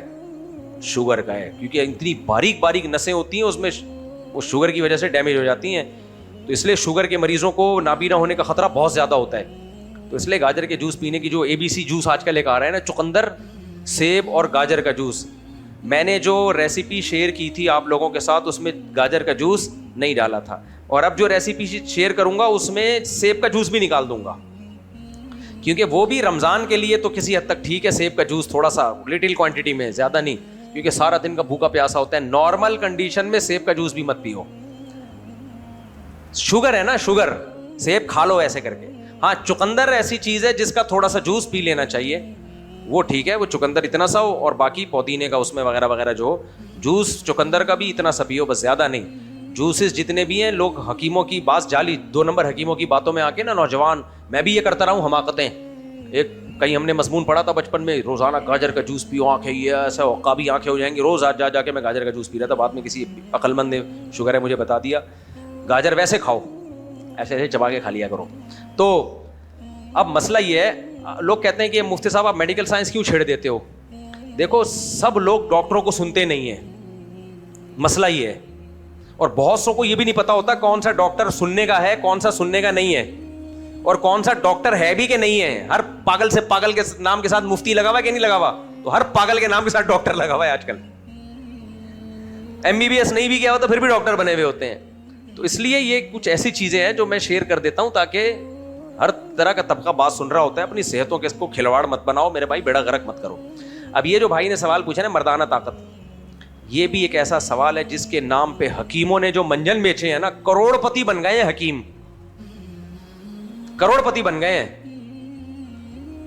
اب تو کم اشتہار نظر آتے ہیں, پہلے ایک رات میں مردانہ طاقت حاصل کریں. ایک دفعہ تو ایک بندہ میرے پاس آیا, کہہ رہے عورتانہ طاقت کی دوا چاہیے. میں نے کہا یہ کیا ہوتا ہے یار, میں نے کہا مردانہ طاقت, عورتانہ طاقت, کہہ رہے یار سب مردانہ مردانہ کر رہے ہوتے ہیں, عورت کو ضرورت نہیں ہے کیا؟ تو نہ مردانہ طاقت کی کوئی دوا کھانے کی ضرورت, نہ عورتانہ طاقت کی. ٹھیک ہے, جرنلی جو باڈی جب آپ کی فٹ فاٹ ہوتی ہے تو سب چیزیں فٹ فاٹ ہوتی ہیں. جرنلی جو آپ کی باڈی جب خراب ہوگی تو ساری چیزیں خراب ہوتی ہیں. اور یاد رکھو اللہ نے آدمی کو جو صحت دی ہے نا, وہ بہت عرصے جوان رہ سکتا ہے. بعض باتیں میڈیکل سائنس میں لیڈی ڈاکٹروں کو پتہ ہوتی ہیں, وہ پوڈ کاسٹ میں بتاتی نہیں ہیں, صحیح طریقے سے بتاتی ہیں تو گھما دیتی ہیں. ایک خاتون لیڈی ڈاکٹر ہیں, ان سے پوڈ کاسٹ میں کسی نے انٹرویو لیا تو وہ کہنے لگی کہ ایکچولی ہوتی تو یہ بڑی پڑھی لکھی ہے نا, باتیں تو بڑی ایکچولی کر کے کر رہی ہوتی ہیں, لیکن بیچ میں ڈنڈی مار دیتی ہیں کہ نہیں ایکچولی لڑکی خواتین جو ہیں وہ جلدی بوڑھی ہو جاتی ہیں, اور مرد جو ہے وہ بہت دیر تک, یہ الفاظ بھی نہیں کہے اس نے, یہ الفاظ بھی گھمائے ہیں. الفاظ سیدھے سیدھے یہ بنتے تھے کہ وہ کہتی کہ خواتین میں بڑھاپا جلدی آتا ہے, آدمی بہت دیر سے بوڑھے ہوتے ہیں. اگر کیئر کریں, نہیں کریں گے گٹکے پہ چلیں گے وہ تو 40 سال میں کباڑا ہو جاتا ہے ان کا. صحیح. تو الفاظ یہ تھے, لیکن یہ بھی بڑے گھما کے اس نے کہا. میں کہہ رہا تھا دیکھو کتنی ہوشیار ہے, میڈیا کو خوش کرنا چاہتی ہے, سیدھی سیدھی بات نہیں کر رہی. تو اس نے کہا یعنی بڑے گھما کے, ابھی مجھے پورے الفاظ یاد نہیں ہے, کہ ایکچولی مرد بہت دیر تک جوان رہتے ہیں. تو اینکر نے پوچھا کہ اچھا پھر اس کا مطلب تو یہ ہے کہ مرد کو پھر دوسری شادی کی بھی ضرورت ہوتی ہے. سیدھی سی بات تو یہی ہوئی نا بھائی, بیوی جلدی بوڑھی ہو جائے گی, آدمی جوان رہے گا تو وہ بیچارہ کہاں جائے گا. اینکر ہوشیار تھی یا تھا بھی مجھے یاد نہیں ہے, وہ اینکر پوچھنے والی لیڈی تھی یا آدمی تھا. تو کہتی ہے اس کا مطلب تو یہ ہو کہ پھر آدمی کو ضرورت ہے ایک اور شادی کی. کہتی ہے دیکھیں صرف ہیلتھ کے ایشوز نہیں ہوتے, ہماری سوسائٹی کے جو ہیں کچھ اور بھی ایشوز ہوتے ہیں جس کی وجہ سے انسان کو دیکھنا پڑا. اس کو ڈر لگ رہا تھا میرا میاں بھی یہ بات سن رہا ہوگا بیٹھ کے. سمجھ میں آ رہی ہے بات؟ میں نے کہا اس کو لگ رہا ہے کہ اس کا میاں بھی سن رہا ہے, اور میڈیا پہ اس کو جو خواتین سن رہی ہے یہیں سے جوتے کھینچ کے اسکرین پہ ماریں گے اس کو. میں نے کہا گھما رہی ہے, سیدھی سیدھی بات ہے بھائی. جب عورت بیچاری جلدی بوڑھی ہو جاتی ہے اور مرد دیر تک جوان رہتا ہے تو فطرت چاہتی ہے کہ ایک اور شادی کرے. کیا خیال ہے؟ مجھے ایک بات بتاؤ, ایک آدمی کی بھوک ایک روٹی سے ختم ہو جاتی ہے, اس کا پیٹ ہی اتنا چھوٹا سا ہے. ایک آدمی 6 فٹ کا ہے, جم سے باہر نکل کے آیا ہے, وہ ایک روٹی سے پیٹ نہیں بھرے گا, تو فطرت چاہتی ہے یہ 2 روٹیاں کھائے. کیا خیال ہے؟ اس کو بھی کہنا کمبخت کو ایک روٹی سے زیادہ نہیں کھانا, تو ظلم ہے یا نہیں ہے؟ تو یہ تو اسلام کی ابھی جو میرا پورا بیان ہوا ہے اسی پہ تو ہوا ہے. اسلام نے جو باتیں 1400 سال پہلے کہی تھی وہ 1400 سال بعد بھی ویلڈ ہیں, 2800 سال کے بعد بھی وہ صحیح رہیں گی. اور یہ لوگ جو کم وقت باتیں کرتے ہیں, گھماتے رہتے ہیں باتوں کو, تو وہ لیڈی ڈاکٹر کا بیان ہے یہ. اور اس نے کہا کہ مرد جو ہے نا اولاد پیدا کرنے کے قابل رہتا ہے 80 سال میں بھی اگر صحت کا خیال رکھے. عورت بیچاری وہ تو جلدی اس کو جو ہے وہ بانجھ ہو جاتی ہے بہت جلدی, بہت زیادہ ہوگا 50 سال, بہت زیادہ, بہت ہی عورت صحت کا خیال کرے گی 55 سال. جبکہ ہم تو دیکھ رہے ہیں مرد 50 55 60 سال میں بھی نکاح کرتے ہیں, اولاد ہو جاتی ہے ان کے. تو اس کا مطلب اللہ نے مرد اور عورت کو شادی کے معاملے میں ایک جیسا نہیں بنایا. ایک عورت کے لیے ایک آدمی ہے, ایک آدمی کے لیے ایک عورت کافی نہیں ہے. آپ کہہ سکتے ہیں کہ نہیں جی بہت سے یہاں پر بزرگ ہوں گے 50 سال 55 سال 60 سال کے, نہیں ہمارے لیے تو کافی تھی. وہ کافی اس لیے آپ کے لیے ہو گئی کہ انسان کی جو طاقت استعمال نہیں ہوتی وہ بالآخر ختم ہو جاتی ہے. نہیں آئی سمجھ؟ جس جیسے ایک آدمی کو 2 روٹی چاہیے تھی, مل ایک رہی ہے, تو تھوڑے دنوں بعد 2 روٹی ہضم کرنے کی طاقت ہی ختم ہو جائے گی اس میں. سمجھ میں آ رہی ہے بات؟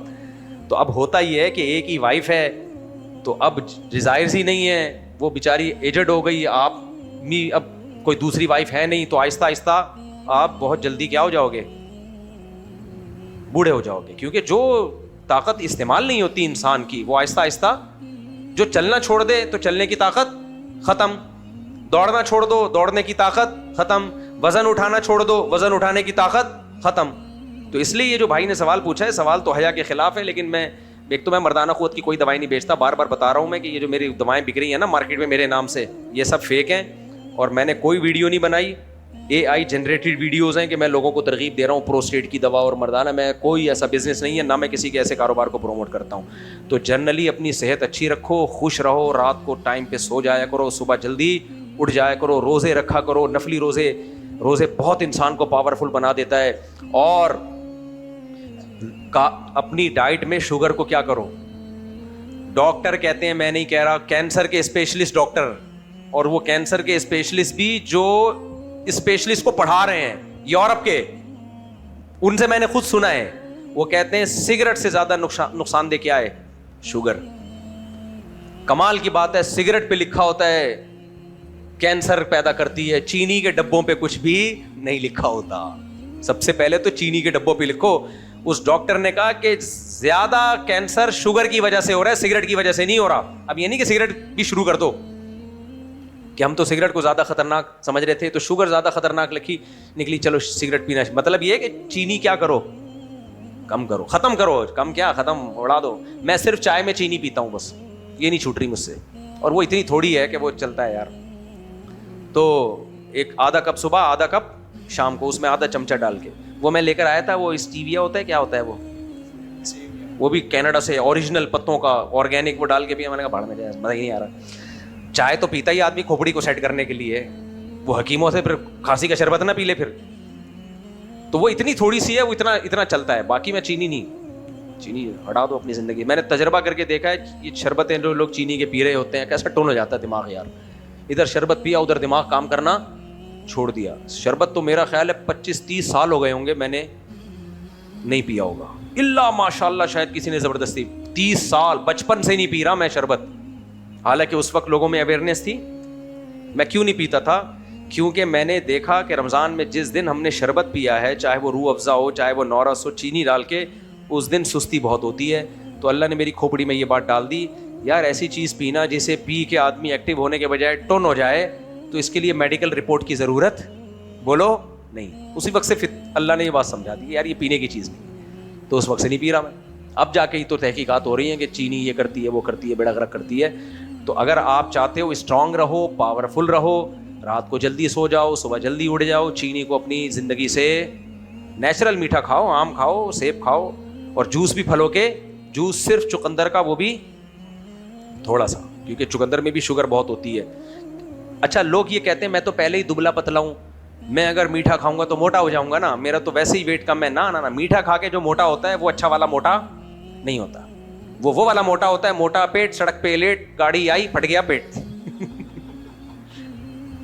ایک تو نیچرلی لوگ موٹے ہوتے ہیں, وہ تو ہمارے بھی بڑے بڑے علماء, ہمارے اساتذہ مشائخ بھی بعض ایسے ہیں بہت کم کھاتے ہیں, قدرت نے ان کو, وہ جسم ہی بھاری ہے, وہ تو قدرت کی طرف سے, وہ تو فطرت سے نہیں لڑنا چاہیے. بڑے بڑے بزرگان دین ہیں جو بھاری جسم کے ہیں, لیکن میٹھا کھانے کی وجہ سے جو موٹاپا آتا ہے نا, وہ اچھا والا موٹاپا نہیں ہے. اس لیے آپ کتنے ہی باریک ہو, اگر موٹا ہونا چاہتے ہو تو لڈو گلاب جامن کھا کے موٹا مت ہو. موٹے تو ہو جاؤ گے لیکن لڈو جیسے ہی ہوگے پھر وہ. گلاب جامن کو یوں پچکاؤ کیا ہو جاتا ہے. تو وہ والا موٹاپا ہونا چاہیے جو صحت کے لیے اچھا ہے. وہ پروٹین جم جا کے ہو موٹے خوب. اچھا ایک گڑبڑ یہ بھی کرتے ہیں باریک لوگ, کیونکہ میں نے وہ باریک زمانہ دیکھا ہے, میں بھی بہت باریک تھا 2013 تک, میں اتنا باریک تھا کہ اللہ کی پناہ. تو اب کیا ہے, ہمارے تجربوں سے فائدہ اٹھاؤ آپ, ہمیں کوئی صحیح گائیڈ کرنے والا نہیں تھا نا. تو جو بہت باریک ہوتے ہیں نا وہ پتہ ہے کیا کرتے ہیں, وہ کہتے ہیں کہ چلو میٹھا نہیں زیادہ کھانا, ہم نے پروٹین لینا ہے اور ہم نے اچھی خوراک کھانی. وہ اچھی خوراک کھانا شروع کر دیتے ہیں, وہ نہیں لگے گی باڈی کو. مثال کے طور پر سب سے بہترین پروٹین انڈے میں ہوتی ہے کہ نہیں ہوتی؟ بہت فائدہ مند ہے انڈا. غریب آدمی کے لیے انڈے سے بہتر کوئی چیز, امیر کے لیے بھی غریب کے لیے بھی. غریب اس لیے کہہ رہا ہوں کہ سستا ہے وہ, کچھ بھی گوشت موش کھانے کو نہیں ہے نا, انڈے کھایا کرو. لیکن اب آپ نے سن لیا کہ انڈے کھانے چاہیے, صبح 6 انڈے کھا لیے آپ نے, پڑے ہوئے ہو گئے مرے ہوئے, جگر میں اتنی گرمی ہو جائے گی. ہماری باڈی کو ورزش کرنے کے بعد یہ جو ہم کھاتے ہیں نا اس کو ایکسرسائز کر کے باڈی کی ریکوائرمنٹ بڑھانی پڑتی ہے ہمیں. پہلے باڈی میں اسپیس پیدا کرو. دیکھو ایک تھیلے میں 1 کلو آٹے کی جگہ ہے, آپ اس میں 2 کلو ڈال سکتے ہو؟ نہیں. ایک صورت میں ڈال سکتے ہو, اسپیس بڑھا دو. اب بعض بیگ ایسے ہوتے ہیں ان میں زپ لگی ہوئی ہوتی ہے, زپ کھولو گے ان کی اسپیس کیا ہوگی, بڑھ جائے گی. اسپیس بڑھ جائے گی, اب آپ اس میں 2 کلو آٹا ڈال دو. سفر پہ ہم جب جاتے ہیں بیگ ایسا ہوتا ہے کہ چھوٹا بھی ہو سکتا ہے, زپ یوں کی تو تھوڑا بڑا ہو جائے گا. تو جتنے بھی آپ باریک ہو نا, آپ کہہ سکتے ہو میرے پاس تو اسپیس ہی بہت کم ہے. نہ نہ نہ, قدرت نے ہمیں ایک زپ دی ہے ورزش کی, ایکسرسائز کی. ہم جب ایکسرسائز کرتے ہیں, بھاگتے ہیں, دوڑتے ہیں, جم میں ویٹ اٹھاتے ہیں, تو ہماری خوراک کی کو ہضم کرنے کی اسپیس آٹومیٹیکلی بڑھ جاتی. آپ تجربہ کر کے تو جم سے آؤ گے نا, آپ رات کو بھی بھوک لگے گی, صبح ناشتے میں بھی دبا کے بھوک لگے گی, دوپہر 24 گھنٹے تک کھانا ڈبل ہو جاتا ہے. تو باریک آدمی کو چاہیے, دبلے کی بات نہیں میں کر رہا, میں کس کی بات کر رہا ہوں, یہاں کچھ باریک بیٹھے ہوئے, میں ان کی طرف اشارہ نہیں کر رہا. باریک الگ چیز ہے, وہ شخص جس سے شلوار میں ناڑا ڈالا جا سکتا ہو, ایسے باریکوں کی بات, آپ کی بات نہیں کر رہا یار. آپ بلا وجہ ویسا سے, آپ ماشاء اللہ فٹ فاٹ ہو, ہینڈسم ہو. کچھ اتنے باریک ہوتے ہیں کہ ناڑا ڈالو شلوار کے نیفے میں گھما دو. ان باریکوں کی بات کر رہا ہوں. تو وہ کیا کریں, جم جائیں اور وزن اٹھائیں, پھر لگے گی ان کو بھوک, پھر کھائیں. میرا ایک شاگرد تھا, کئی بار میں اس کی مثال دے چکا ہوں, اتنا باریک. میں نے کہا یار خدا کے بندے تو, اور شوق 4 شادیوں کے رکھے ہوئے تھے اس نے. شوق کتنے رکھے ہوئے تھے؟ تو میں تو مذاق کرتا تھا اس کے ساتھ, شاگرد تھا, بے تکلف تھا. میں نے کہا بھائی تو جب پہلی شادی ہوگی نا, گلوکوز کی 2 بوتلیں چڑھا کے جانا تو, اور ایمرجنسی میں 2 بوتلیں باہر لگی ہونی چاہیے. اور میں نے کہا تو شادی کے 1 مہینے کے بعد مجھے لگ رہا ہے کپڑے لٹکے ہوئے نظر آئیں گے, ہمیں کپڑے چلتے ہوئے آ رہے ہیں, جھاڑیں گے تو نکلے گا اندر سے. وہ ہنستا تھا میری باتوں پہ, کہہ رہا استاد جی مجھے کیا کروں, میں کیسے موٹا ہوں. میں نے کہا ایک حل ہے میرے پاس, جم جا کے وزن اٹھاؤ, کسی ٹرینر سے ٹریننگ لو, وزن اٹھاؤ. کہہ رہے ٹرینر بڑے مہنگے. میں نے کہا میرے ایک جاننے والے ہیں 2-3, آؤ ہمارے علاقے میں آ جاؤ, میں تمہیں فری پھوکٹ میں کروا دوں گا. تو کہہ رہے نہیں میرے سے تو ویٹ 2 کلو نہیں اٹھتا. میں نے کہا بھائی تو 1 کلو پلیٹ اٹھا لے. کہہ رہے نہیں 1 کلو بھی نہیں اٹھتی مجھ سے. میں نے کہا ایسا کر, ایک تنکا لے, دونوں طرف شیروانی کے بٹن لگا اس پہ. یہ میں ان لوگوں کے لیے کہہ رہا ہوں جو کہہ رہے ہیں ہم سے وزن نہیں اٹھتا. بھائی صاحب مرد کو اللہ نے مشقت والے کاموں کے لیے پیدا کیا, اگر یہ ویٹ نہیں اٹھائے گا یہ مرے گا. اللہ نے پیدا مرد کو ان کاموں کے لیے کیا ہے, محنت مشقت. تو چاہے وہ قدرت کی طرف سے محنت ہو, نہیں ہوتی تو آرٹیفیشلی آپ کو کرنی پڑے گی وہ محنت. تو میں نے اس کو کہا بھائی ایسا کر, تو یہ تنکے کے 2, ایک شیروانی کے 2 بٹن لگا اور اٹھا. ایسے کیا. کہنے یار یہ تو زیادہ ہو گئی, ایسا تو وہ لوگ مذاق اڑائیں گے. میں نے کہا شیروانی کا نہیں اٹھ رہا تو یہ قمیص کے بٹن لگا لے, شروع تو کر پہلے 1 بٹن سے, پھر بٹن بڑھا کے 2 شیروانی کے بٹن میں تجھے. لیکن نہیں کیا, وہ ابھی تک ویسے کا ویسا ہی ہے. یہ بات میں 15 سال پرانی کر رہا ہوں, اب تک ویسے ہی ہے, باریک کا باریک. جم نہیں جا رہے آپ تو یہی ہوگا نا آپ کے ساتھ. آپ کہہ سکتے ہو اتنا باریک ہونے میں کیا نقصان ہے. بھائی نقصان ہے, اتنا باریک آدمی ٹھیک نہیں ہوتا. ایک تو پرسنالٹی نہیں ہوتی انسان کی. دوسرا اتنے باریک ہونے میں بیماریاں بہت اٹیک کرتی ہیں. آپ کا امیون سسٹم کیا ہو جاتا ہے. ہمارے ایک دوست ہیں وہ بھی بہت باریک ہیں, 50 سال سے زیادہ ان کی عمر ہو, وہ بہت باریک ہے. میں نے کہا بھائی تھوڑا سا تو ماس چڑھا باڈی کے اوپر. کہہ رہے نہیں کیا ہے, جب میں فٹ ہوں. میں نے کہا بھائی صاحب جب بھی کوئی بیماری آئی نا تو ہمارے پاس تو تھوڑا سا گوشت اور چربی ہے لڑنے کے لیے, تیرے پاس لڑنے کے لیے کچھ بھی نہیں ہے, ڈائریکٹ ہڈی جائے گی. ہمارے ایک بہاری دوست تھے, بہت باتونی, بہت دبلے تھے وہ بھی, باریک. ایک دن بائک سے گرے, اتنی چوٹیں آئیں, بہت چوٹیں. میں نے کہا یار اتنا تو نہیں گرے تھے جتنی چوٹیں آئی ہیں. کہہ رہے ہیں یار میرے پاس جو ہے نا ڈائریکٹ ہڈی شروع ہو جاتی ہے. کہہ رہے آپ لوگ جب سڑک پہ گرتے ہو تو پہلے چربی پہ چوٹ لگتی ہے, اس کے بعد ماس پہ بہت زیادہ چوٹ ہوگی تو ہڈی تک پہنچے گی. کہہ رہے میرے پاس آپشن ہی نہیں ہے, جہاں کوئی مجھے تھپڑ مارتا ہے ڈائریکٹ ہڈی پہ لگتا ہے. اچھا جو اس کو چماٹ مارے اس کے بھی بہت ٹائٹ لگتا تھا, ہڈی پہ لگ رہا ہے نا. کہہ رہے گرتا ہوں ڈائریکٹ ہڈی شروع ہو جاتی ہے. تو میں نے کہا جان بنا, سگریٹ اتنی پھونکتا تھا نا, اتنی سگریٹ پھونکتا تھا, ہر وقت سگریٹ, تو اور میرے پیچھے پڑا رہتا تھا میری شادی کرا. میں تیری شادی نہیں کرا سکتا, مذاق کرتا تھا میں اس سے. میں نے کہا, اور مذاق کی حقیقت بھی یہی ہے. میں نے کہا ایک تو باریک خود دھواں بندہ جا رہا ہے تو یہ صحت کا خیال کرو. شروع میں ٹینشن ہوتی ہے, انسان کو خوشیاں ملتی ہیں, پرسنالٹی بنتی ہے انسان کی. تو اتنے باریک لوگ ہیں, جائیں جم جائیں, پھر انڈے 6 کھا لیں آپ, لگیں گے وہ اٹھا کر کے. اور ابھی نہیں گئے نا, جیسے جیسے عمر بڑھ رہی ہے نقصان ہوتا چلا جائے گا. تو خدا کی قسم, دین کے بعد نا اللہ کی نعمتوں میں سب سے بڑی نعمت کیا ہے پتہ ہے؟ صحت ہے. یہ جب نہیں ہوتی نا پھر انسان کو قدر ہوتی ہے. تو بہت لمبی ہو گئی لیکن تو بس صحت جنرلی اچھی رکھو.